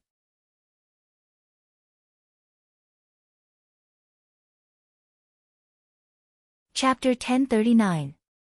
It turned out that since half a month ago, Ling Xiaoqi had been bumping into a strange man at various times and places. At first, Ling Xiaoqi did not pay much attention to him. After all, he was just a stranger whom she did not have much interaction with. It was normal for her to have no impression of him. However, after that, the frequent, coincidental encounters, at various times and places made Ling Xiaoqi feel that something was wrong. Not to mention that a few days ago, the man was no longer satisfied with the coincidental encounters and could not help but take the initiative to strike up a conversation with her. Although Ling Xiaoqi was a little slow at the beginning, she was not stupid. How could she not tell that this man was up to no good after such incidents happened a few times? As a single person who had a boyfriend, Ling Xiaoqi immediately told Ning Siyuan about it when she felt that something was wrong. Ning Siyuan took it seriously the moment he heard it. Not to mention whether or not this man really liked Ling Xiaoqi and wanted to steal her away and make her his cuckold, a man who was always in front of a girl and even took the initiative to strike up a conversation with her must have an ulterior motive. Whether it was for money, sex, or anything else, Ling Xiaoqi would definitely not have an easy time with such a man. If something were to happen to her, who would compensate him with such a grown-up wife? Ning Siyuan made a prompt decision and assigned a few bodyguards to protect Ling Xiaoqi 24/7 so that she would not have any chance of being left alone. Apart from that, he also specially got someone to investigate who this bastard who dared to mess with the Almighty was. He didn't expect that he would find something that was intriguing. He came to me because of that man. Su Yiyan frowned. What do you mean? Their company's chairman and that man are friends. He happened to overhear the conversation between their chairman and that man and knew that I was that man. Ling Xiaoqi paused when she said this. Obviously, she was very reluctant to admit this. He knew that I was that man's only bloodline in this world and heard that he was going to pass the company to me, so he had some ulterior motives. I want to hurry before that man takes me back. Ling Xiaoqi didn't finish her words, but Su Yiyan immediately guessed the general manager's Huahua plan. He wants to seduce you before you are recognized, win your heart in advance, and marry into your family after you are recognized? Yeah. Su Yiyan was angry and disgusted. She sneered and said, this man's appetite is really not small. Ling Xiaoqi also felt disgusted, but she was more disgusted and confused. What do you think he thinks? You should at least have some professional integrity before trying to seduce someone. You should do your homework first. I already have a boyfriend, yet you're still trying to get close to me. Are you trying to be a third party? You're underestimating some people's moral integrity. So what if he's a third party? As long as he can get inexhaustible wealth and become the best of the best, even if he is asked to kill and set fire, he will do it.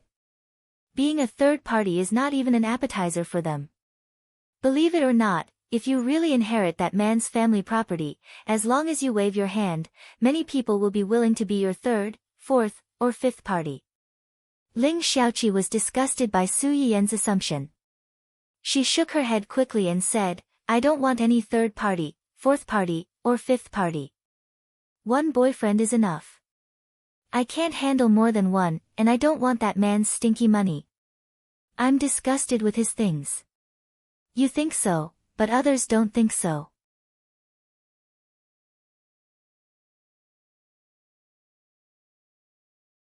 Chapter 1040. The man who hit on you has been married for a long time. His wife is the daughter of a director of Chien Group. Ling Xiaoqi was a little surprised. Ning Siyuan didn't tell her about this. Then why is he still? I guess he's not a particularly well-behaved person. He's bent on climbing up and unwilling to be under others. However, his father-in-law is just a small director of Qian Group. He's not even the chairman. And the chairman of their company is friends with that man. They're of the same generation. It can be seen that the man's status is higher than his father-in-law's. People want to climb up. He wants to climb up. The fastest shortcut is to hook up with a woman who is better than his current wife and can bring him a bright future. That person is you. Ling Xiaoqi's face darkened. Obviously, she was very disgusted and dissatisfied that she had inexplicably become a tool for others to climb up. Have you ever heard of this saying? When a person acts like himself, he or she will assume that others are the same as him or her, and will naturally project his or her thoughts onto others. In his opinion, you're a poor girl with no money, power, and no one to rely on. You must want to get the warmth of a family. You must love money as much as he does. You want to soar into the sky and become a rich second generation that everyone envies. You have no reason to refuse such a good thing. Ling Xiaoqi curled her lips. But I really will refuse, so he's destined to be disappointed. Su Yiyan glanced at her and deliberately teased her. Even if you don't refuse, you can't fall in love with someone else.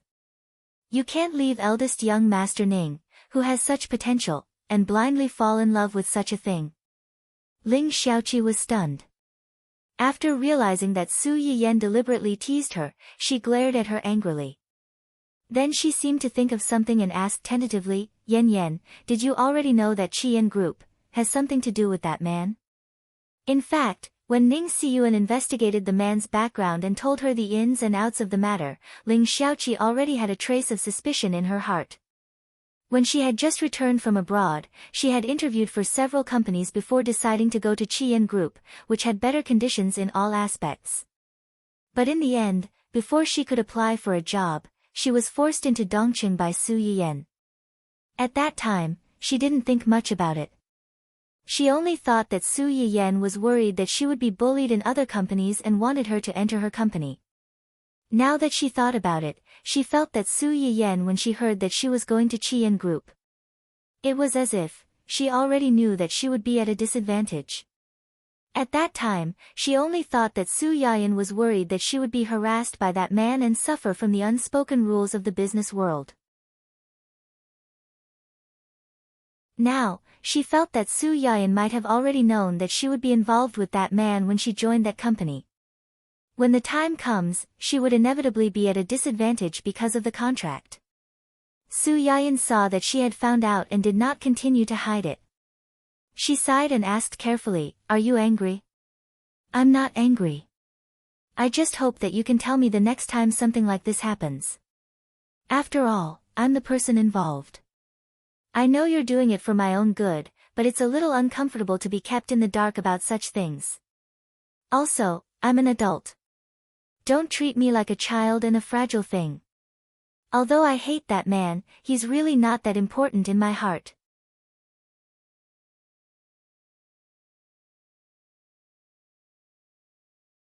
Chapter 1041. While Ling Xiaoqi was talking, Su Yiyan had been carefully observing her expression. When he was sure that she didn't force herself to talk about that man, he heaved a sigh of relief. He knew that she had finally let it go. Yes. You've grown up. You're no longer a child. How can a child fall in love with someone?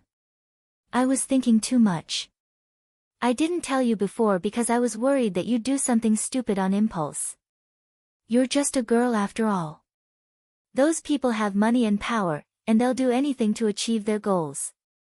Who knows what kind of despicable things they'll do. It's different now.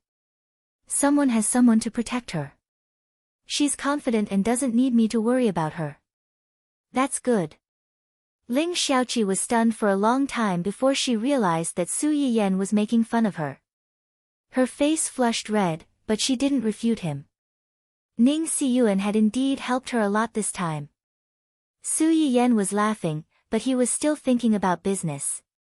Since you already know the twists and turns of this, what are you going to do?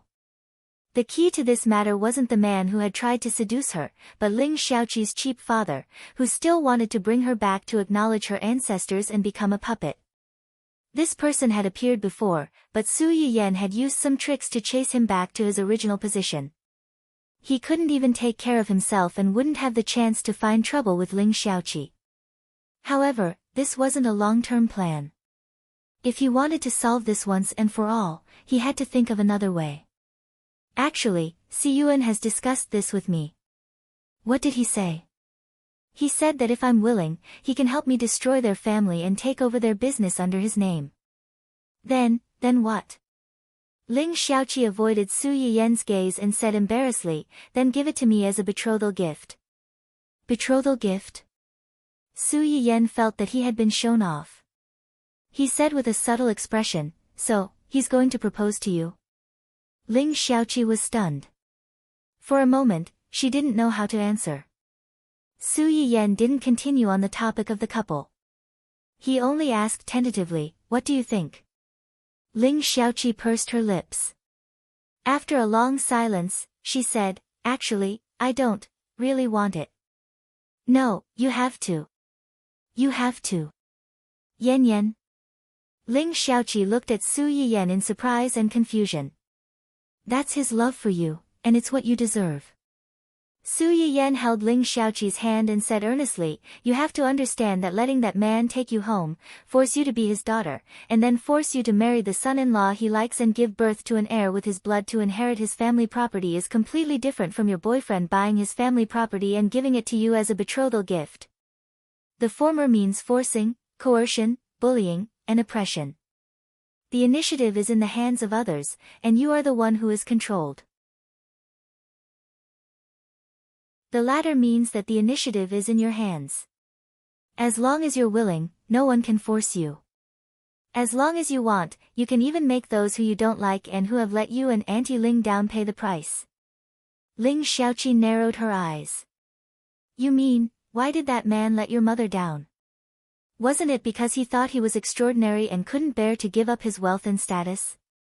He was a scum in human skin. Without these things, do you think he can still live a decent life?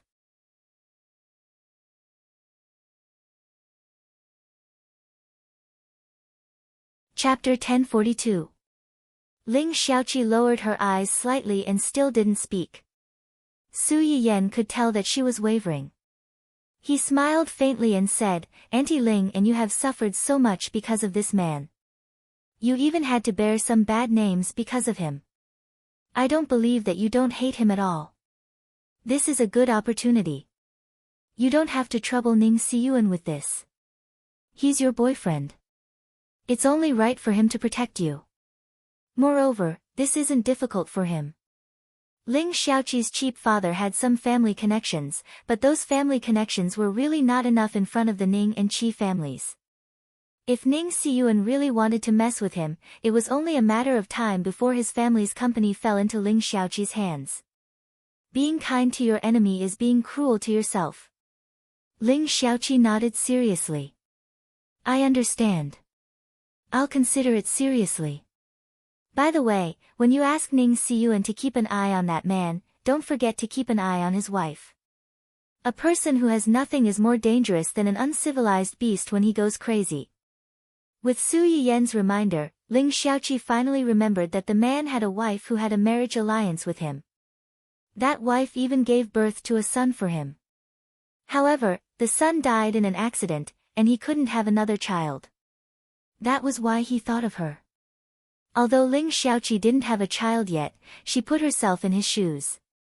If her husband couldn't wait to pick up another woman's child and come back to snatch her child's things when her child had just died in an accident, she would probably go crazy on the spot. Ling Xiaoqi hadn't met Qin Fengda's first wife, so she didn't know what kind of person she was. However, while one shouldn't have the intention to harm others, one should still be wary of others. I'll mention this to him. Su Yiyan wasn't particularly close to Ning Siyuan, but Su Yiyan thought highly of his ability and how much he cared about Ling Xiaoqi. Therefore, he didn't pay much attention to this matter after that. On the third day after Su Yiyen's family returned, the Li family hurriedly came looking for them. Along with them were Song Linghua and his wife. Strictly speaking, although Song Yunyuan's matter had nothing to do with the two elders, it was more or less because Song Yunyuan used their names to intimidate others. The two elders still felt a subtle sense of guilt towards Su Yiyen.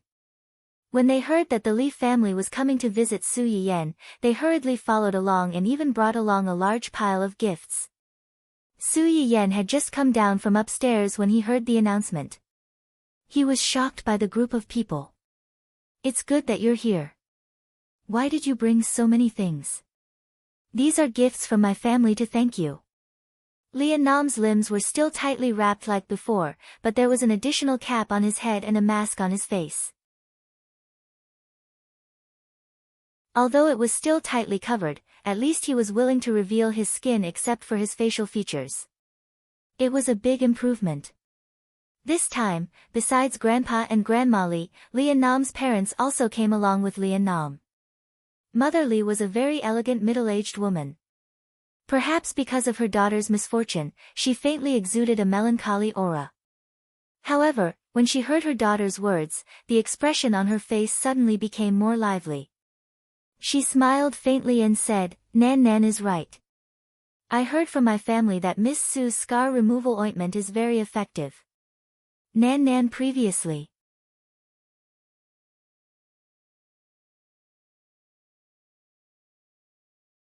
Chapter 1043. When Mother Li said this, she subconsciously glanced at her daughter. Her eyes were slightly red, but she quickly stabilized her emotions and revealed a hint of obvious joy in her eyes. "She is now willing to communicate with us and cooperate with the treatment. This is something we didn't dare to imagine before. This is all thanks to Miss Su. You are our family's benefactor. I hope you can accept this small token of appreciation. In the future, please take care of Nan Nan." Frankly speaking, when the two elders wanted to bring Lian Nam over, the couple was opposed to it. In the past few years, they had sought out countless well-known doctors for Lian Nam. They didn't think that a young man in his early 20s could really help them solve their problem. Who knew if bringing a child over would cause harm to her again? But who would have thought that it was this young man, whom they didn't have any hope for at the beginning, who helped their disheartened daughter take that crucial step forward? "You flatter me. I just did what I could." The focus is still on Miss Li. If she is not willing, no one can force her. That was true, but if it wasn't for Su Yiyen's scar removal ointment that gave Lian Nam hope of recovery, how could she walk out of this dead end and pull herself together again? Mother Li was very grateful to Su Yiyen, but she could tell that Su Yiyen didn't like to take on jobs, so she didn't continue to flatter her. She just hid this gratitude in her heart. Su Yiyen said a few words to Mother Li, then turned her attention to Song Linghua and her husband. "Auntie Song, you are again." Song Linghua and Luo Baogang looked at each other and said awkwardly, "You must have suffered a lot this time. This is a little token of our appreciation to help you calm down." "You are too polite." Su Yiyen's eyes flashed. She knew what the two were referring to, but she didn't expose them. She smiled faintly and asked, "Auntie Song, how have you been? Did you encounter any troubles?" Of course, there were troubles. Just as Su Yiyen had predicted, Song Yunyuan was arrested. Her family would definitely seek help from Song Linghua, a relative in China. Song Linghua didn't know how these people had the audacity to order her around. Anyway, she didn't spoil them. He directly told them that he couldn't help, and neither could Luo Baogang. At the same time, he also provoked them and admitted that all of this was Song Yunyuan's own doing. He deserved to end up like this. If they were smart, they would treat it as if they didn't have this daughter in the future. They would live their lives honestly and not engage in those crooked practices. Perhaps they could still live the rest of their lives well. Otherwise, once these words were spoken, the consequences could be imagined. Song Yunyuan's parents cursed over the phone. Song Linghua couldn't be bothered to be long-winded with them. She simply hung up and blocked them, strangling all of their curses in the cradle. However, To be able to raise a daughter like Song Yunyuan, her parents weren't easy to deal with. Even though Song Linghua blocked them, they still had ways to harass them. However, this situation didn't last long. Hu Chenhuan kept her word. She said that she would send Song Yunyuan's relatives to accompany her, so she sent them in. The Song family had no power to fight back. After losing several talents, they finally understood that Song Linghua's warning was not groundless. They chose to admit defeat before all the members of the family fell, returning their family's peace. It's okay. It's all settled.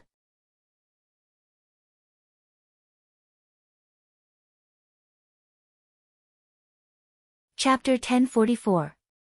Su Yiyen was just asking casually. She wasn't very interested in the Song family's affairs. She quickly turned her attention to the young man beside Lian Nam who looked strangely familiar. Today, other than Lian Nam's grandfather and grandmother, who had been here once before, her parents were also here. Other than them, there was this young man who had a subtle expression and looked at her from time to time. This is, when Su Yiyen took the initiative to ask, Mrs. Li and the others hurriedly introduced him. This is my nephew, my sister's child. He and his sister grew up together and have always been very close. Today, when he heard that we were coming, he insisted on coming to see us. Mrs. Li said as she waved at the young man. Jihong, say hello to Miss Su. Jihong. Su Yiyen was stunned. In Jihong. When Jingping's newly hooked up with a capable young actor. It can't be such a coincidence. In Jihong was a little surprised when he heard Su Yiyen call out his full name. He frowned slightly. You know me. Su Yiyen didn't expect that the person she helped treat for Song Linghua's sake would be In Jihong's cousin. Was this a coincidence? You're an actor, an insider. I have an entertainment company under my management. Isn't it normal to know you? Hearing this, the Li family also remembered Su Yiyen's identity. They knew that she wasn't only Hu Chenhuan's wife, but also ran an entertainment company that was part of her dowry. She had many well-known male and female artists under her management. Song Linghua and Luo Baogang had worked with her in this area, so they reconnected with her and her family Hua. If Miss Su didn't mention it, I would have forgotten. Jihong, didn't you always praise that Red Dancer was especially good? That drama was invested in by Miss Su's company, and your grandpa Luo personally directed it. After Hai Yi's Empress failed both in terms of viewership ratings and reputation, Dong Cheng's Hongling could be said to be the complete opposite. Even in the later stages of the broadcast, the ratings still did not decrease. Instead, there was a trend of increasing. One had to know that many TV series nowadays had strong starts and weak ends. The first 10 or so episodes would attract the audience's attention first, but the last 10 or so episodes would start to crazily pour in. This made many viewers who only wanted to watch the characters' ending feel as if a fishbone was stuck in their throats. It was tasteless to eat, but it was a pity to abandon it. He could only vent his dissatisfaction by getting low ratings. Naturally, the ratings of the series dropped. As for Red Brave, due to its high performance throughout the entire process, there was not a single drop in the plot even in the middle and later stages of the production. It was deeply loved by the audience, and in just 1 or 2 months, it had already become the most popular drama series of the year. Unsurprisingly, Dongqing Entertainment, the biggest investor, became the biggest winner of this explosive production. With this drama alone, they earned back more than half of their investment last year. It was a solid start for Su Yiyen's IP project. In Jihong had indeed praised the show before and even tried his best to recommend it to his relatives and friends. Not to mention other things, many people in the Li family had been led into the pit by him. However, in the past month after he joined the cast, his family had been watching the show happily. As the person who had first recommended the show to them, he had become less and less talkative about it. No one thought much about it. They just thought that In Jihong was busy with filming and had no time to watch the show. Naturally, he would not discuss the plot with them. However, it seemed that this was not the case.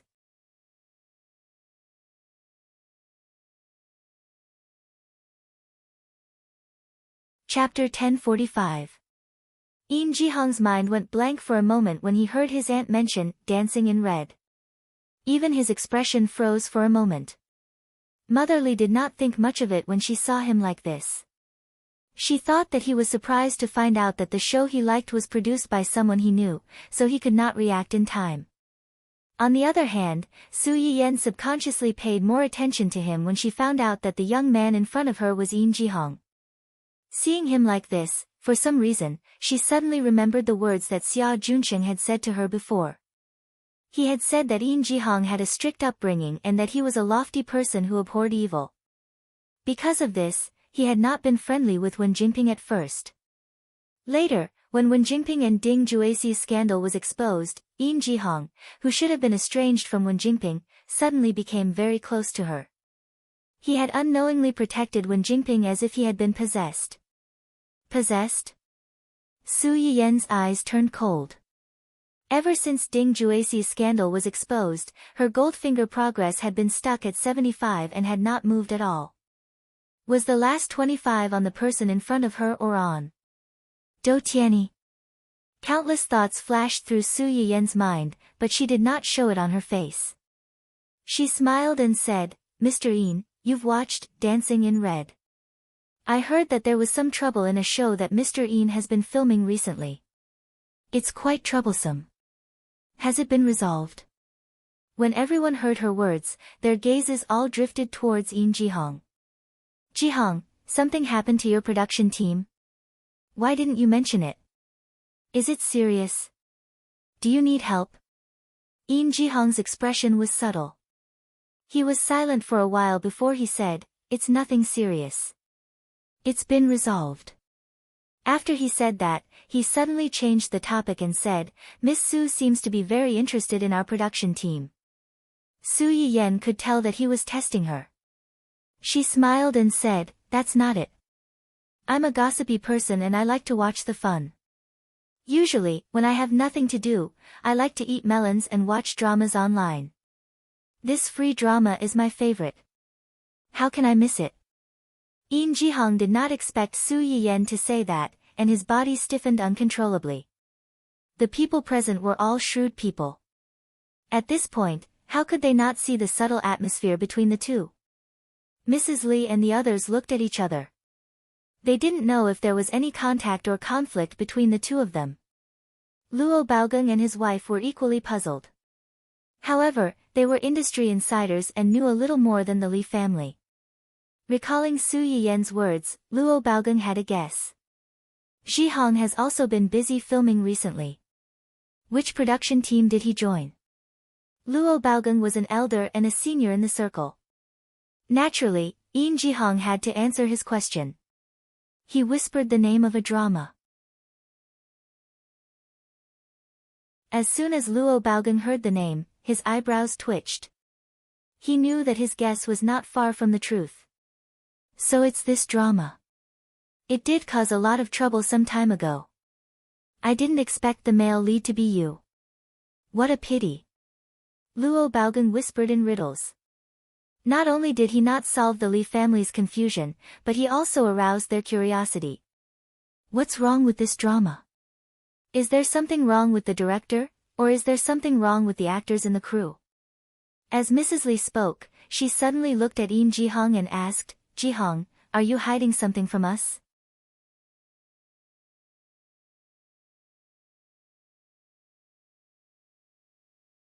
Chapter 1046.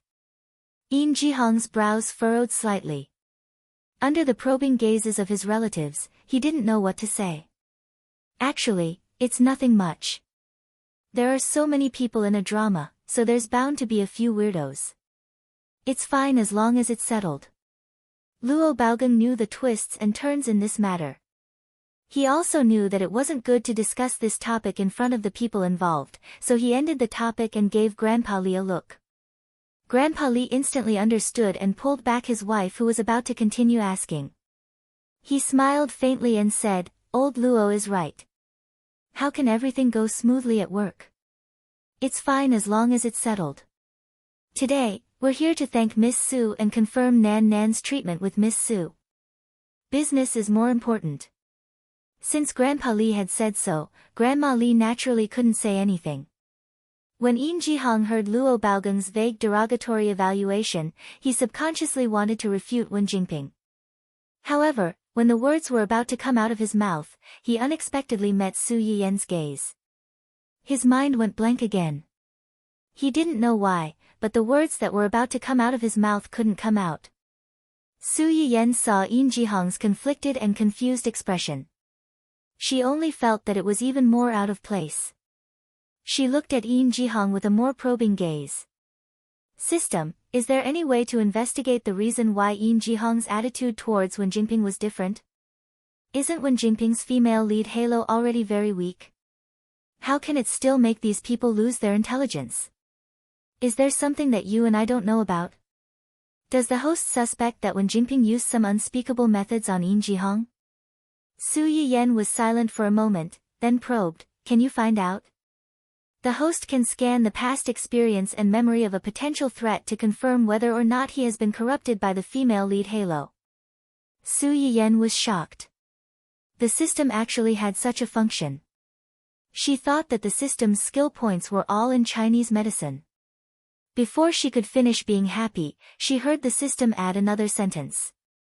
As long as the host pays the corresponding favorability points. She knew that this lousy system wasn't easy to talk to. How much? 1 million favorability points. Su Yiyen was stunned for a moment. He opened his mouth, but before he could react to this inexplicably huge number, he heard the system faintly spit out 2 more words. Once. When did you learn to speak so slowly? The system won't breathe, thank you. Su Yiyen. I'm actually speechless, so angry. 1 million favorable impression points each time. Are you trying to rob me? Previously, the one-time use good luck halo that she exchanged for only cost 1,000 favorability points. Although it was a little expensive to upgrade it, the seeds that she unlocked were basically worth a few thousand each. Even if it was more expensive, it wouldn't be more than a few tens of thousands. He had only scanned it once, and it actually cost 1 million. Su Yiyen felt that he had the word, sucker, hanging over his head, and that he could be ripped off at any time. I suspect that you're raising the price on the spot. I want to lodge a complaint. The system has yet to activate the complaint function. The choice is in your hands. If you don't accept this price, you can also choose not to make the exchange. The hidden meaning was, take it or leave it, there's no way to lower the price. Hearing the system's stiff reply, Su Yiyen glanced at the remaining favorability points. She gritted her teeth and made the decision, exchange. Although with Su Yiyen's current situation, 1 million favorability points could actually be earned by opening another live broadcast.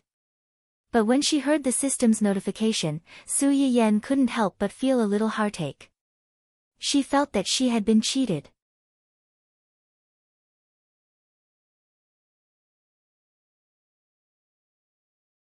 Chapter 1047. The only thing that could comfort her was that this one-time scan function was worth the money.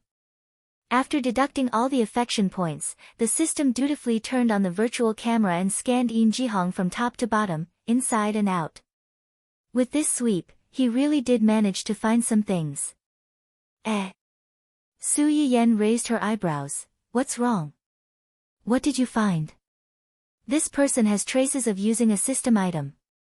System item? Su Yiyen was startled and her expression changed greatly. You mean, there are traces of using a system item on his body? Someone gave it to him. Wen Jingping. If that was the case, then everything made sense. Before this, Yin Jihong's attitude towards Wen Jingping was neither hot nor cold, even somewhat repulsive. However, after her scandal, not only did Yin Jihong's impression of her not worsen, he even protected her under his wings.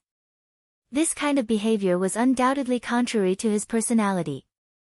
However, if he had the support of a system item, then it was understandable. Even someone as calm as Su Yiyen could not help but change her expression when she realized this. So, Wen Jingping's body is very likely to have a system similar to yours? From a certain point of view, that is correct. However, there should be some differences. Differences? How are they different? Perhaps they both need to complete missions to level up. The system in the hands of the world's female lead can directly exchange for a tool to manipulate people's hearts. This system can only provide a certain amount of technical assistance to the host. In other words, Wen Jingping's system could earn the same amount of affection points as Su Yiyan's system by completing missions. Then, she could use these affection points to exchange for a tool to manipulate people's hearts. She could manipulate the target to have a favorable impression of her and use them to complete more missions and exchange for more tools, should I say, as expected of the world's female lead? The system was also different from other people's. This thing could be a virtuous cycle. She did not need to do anything but wait for the excellent supporting male leads to automatically come to her door and beg to give her resources. Realizing this, Su Yiyan was filled with envy, jealousy, and hatred. She was even more resentful of the system's actions just now. From what you said, the system in her body seems to be even more advanced. The system was silent for a few seconds before faintly replying. System 001 is currently the most advanced system. Host, please do not attack the system personally. Otherwise, the system will take measures to defend itself and cut off part of the security system's technical support in the host's home. Su Yiyan. This is a threat, a threat. If Su Yiyan could be threatened by the system's words, then she would not be Su Yiyan. Listening to the system's exasperated rebuttal, the frustration from the massive hemorrhage had dissipated a little. Su Yiyan continued to provoke the system's rage points in a good mood. So, you're saying you're the system to Wen Jingping, to the system? That is. Since that's the case, you should be able to swallow her system, right? The system choked. It did not expect Su Yiyan to have such thoughts about the system that suddenly appeared in Wen Jingping's body.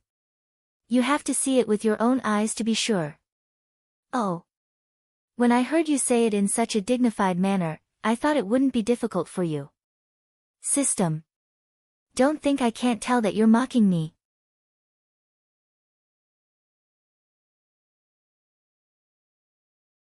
Chapter 1048.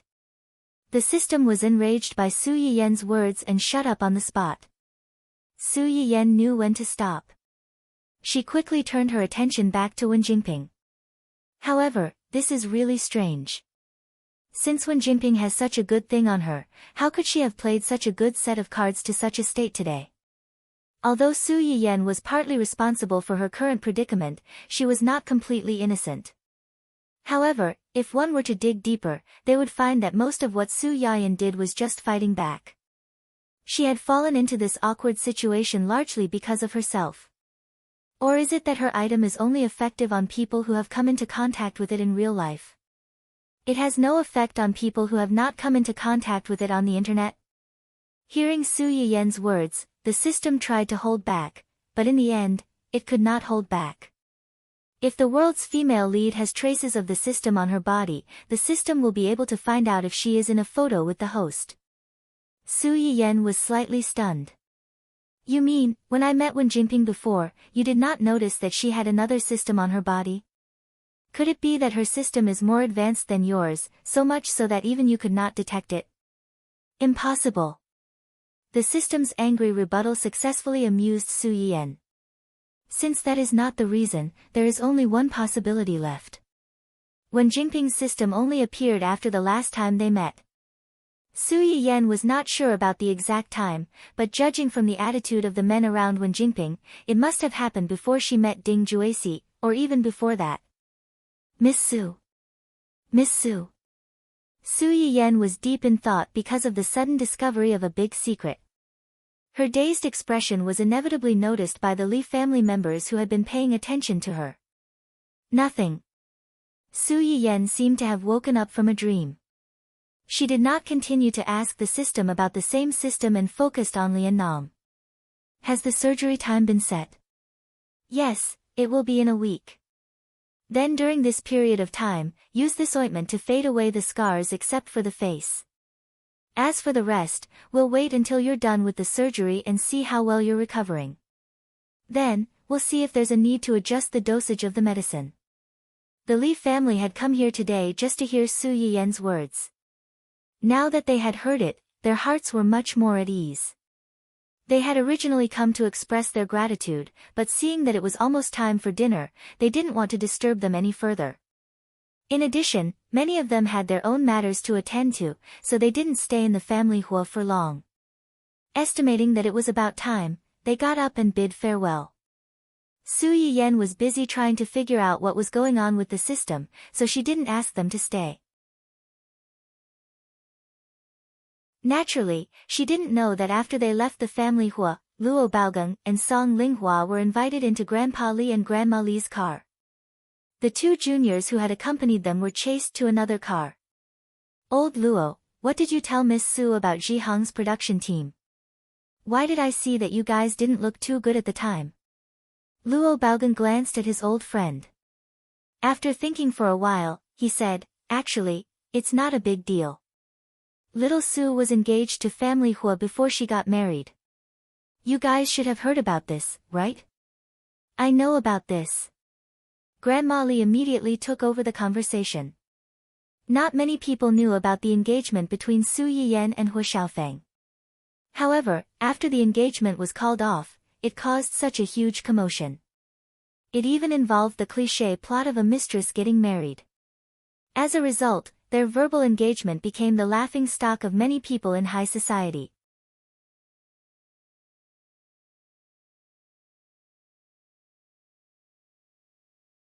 Chapter 1049. Not only that, but Su Yiyen had married Hua Xiaofeng's uncle at lightning speed, which had shocked many onlookers. His ex-fiancée had suddenly become his aunt. Perhaps only the person involved would know how bitter it felt. Many people did not dare to talk about it openly, but behind their backs, they shared it as a joke with their friends. Grandma Li had heard about it from an old friend of hers. Mother Li also knew about it. When she heard Luo Baogang suddenly mention it, her heart could not help but skip a beat. Uncle Luo, why did you suddenly mention this? Could it be that the incident with Jihang's production team has something to do with this? As soon as she said this, the few people in the car all focused their attention on Luo Baogang. There is indeed something to do with it. There is an actress in his drama, the one that her fiancé found, mistress. Yes. The Li family's faces changed slightly. How could it be so coincidental? Isn't it just so coincidental? Moreover, after that girl joined the production team, she caused some trouble. What happened? She got involved with a married male actor in the production team. This. The Li family's members looked at each other and frowned at the same time. If the Li family wanted to know about this, they would naturally investigate it. Luo Baogang did not dwell on this topic. As a friend, he kindly reminded them. This girl seems to especially like to pester rich and powerful men who can help her work. Previously, we did not know that Jihang was in the same production team as her. Now that we know, you should take care of the child. Don't let the child take the wrong path and be deceived. Luo Baogang's words were very straightforward. He was a master who liked to hook up with potential stocks everywhere. He did not need to say how outstanding the Li family was. Perhaps they had already been targeted. The elders of the Li family were all shrewd people. This was not the first time something like this had happened. With Yin Jihang's background, he had the looks, the connections, and the family background. Not to mention in the entertainment industry, even in those rich and powerful circles, he would be in high demand. Since his debut, there had been a lot of girls who had designs on him. It was just that these people simply couldn't enter his eyes.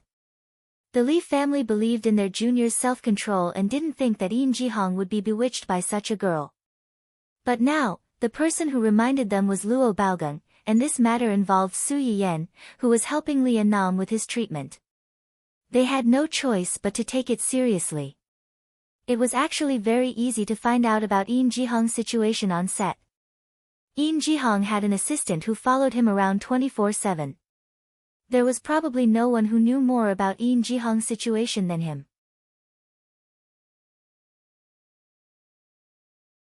However, before contacting the assistant, the Li family and the Yin family, who had received the news indirectly, contacted Yin Jihong's manager first. Coincidentally, Yin Jihong's manager had been busy with another artist under his management. He knew that no one in the industry dared to provoke Yin Jihong. He wasn't someone who liked to cause trouble, so he didn't ask much after he sent Yin Jihong to the set. He had always been very confident in Yin Jihong. Not long ago, Yin Jihong's assistant felt that Yin Jihong's condition was not right. Only then did he muster up the courage to contact Yin Jihong's manager and explain Yin Jihong's strange behavior during this period of time.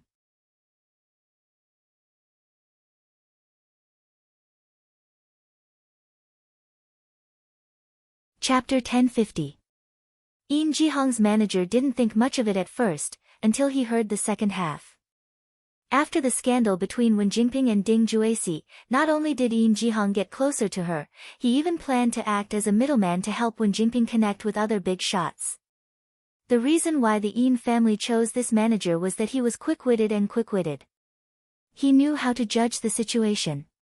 Hearing his assistant say this, he broke out in cold sweat. Not to mention whether Yin Jihong was really possessed or not, this matter was definitely related to him. The Yin family's upbringing was famous for being strict. The children they raised were all upright and couldn't tolerate anything.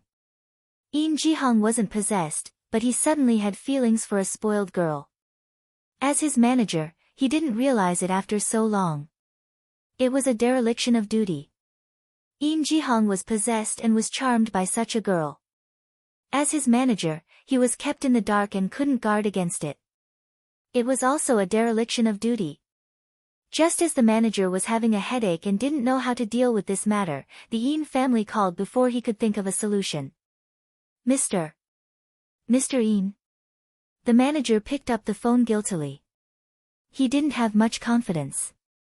The Yin family didn't waste time with him and directly stated their purpose. The manager's heart trembled and he almost threw his phone away in shock. After spending a few seconds to figure out that this matter couldn't be hidden anymore, the manager gritted his teeth and told the Yin family all the things that his assistant reported. When the Yin family heard that their youngest son was not only close to a spoiled vixen, but he was also infatuated with this vixen and wanted to use their family's connections to help her get connections and find resources, it was incredible. Yin Jihong's father, the current head of the Yin family, Yin Huifeng, first scolded Yin Jihong's manager. Then, he carefully asked about Wen Jingping's situation on the set. He found out that this woman was just a female lead and that the scenes related to her had long been finished. Logically speaking, she should have been kicked out of the set a long time ago after causing such a scandal with the male actor in the same set. However, the truth was that Wen Jingping had shamelessly stayed behind in the name of an exchange study. Moreover, Yin Jihong had helped her with this.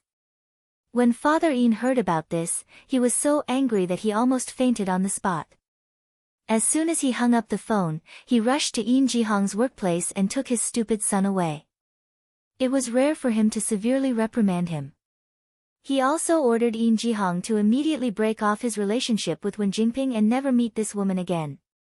This was the first time Yin Jihong's father had scolded his child, and it was also the first time Yin Jihong had been scolded.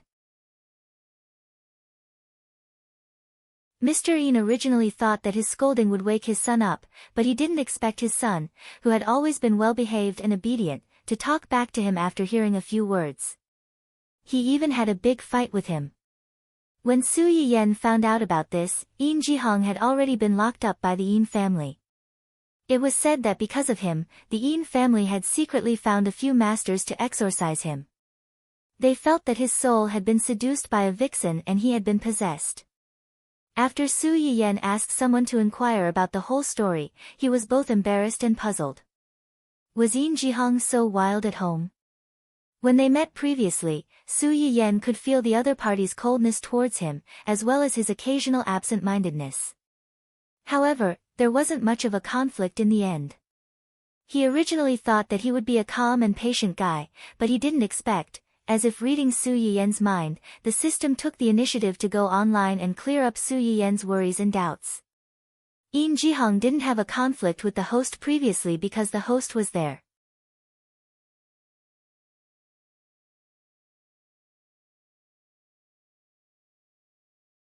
Chapter 1051.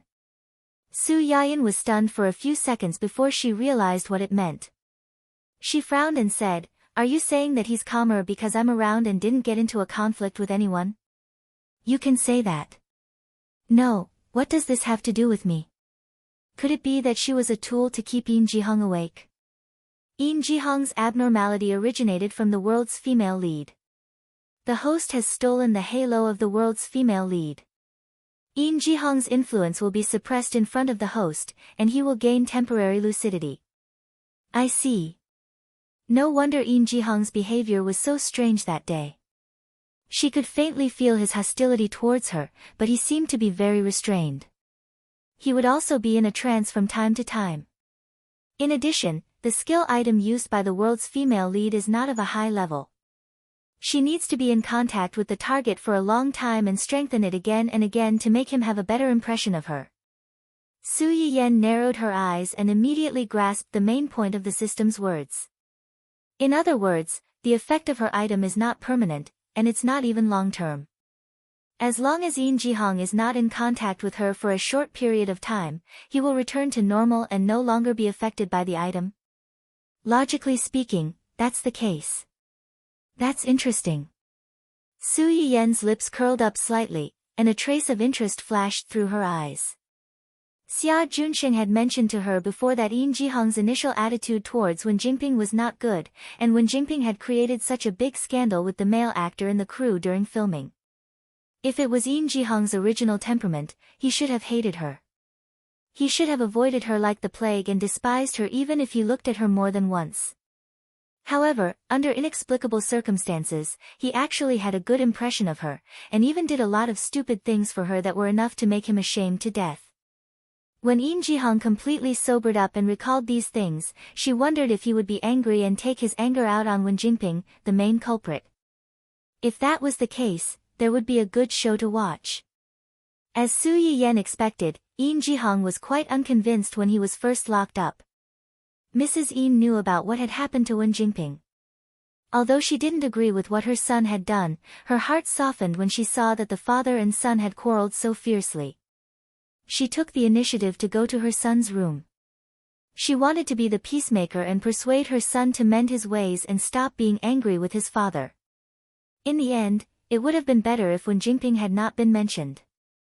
The moment she did, Yin Jihong instantly lost control of his emotions. After having a conflict with his father, he had a conflict with his mother. Father Yin was already angry because of his son's late rebellion.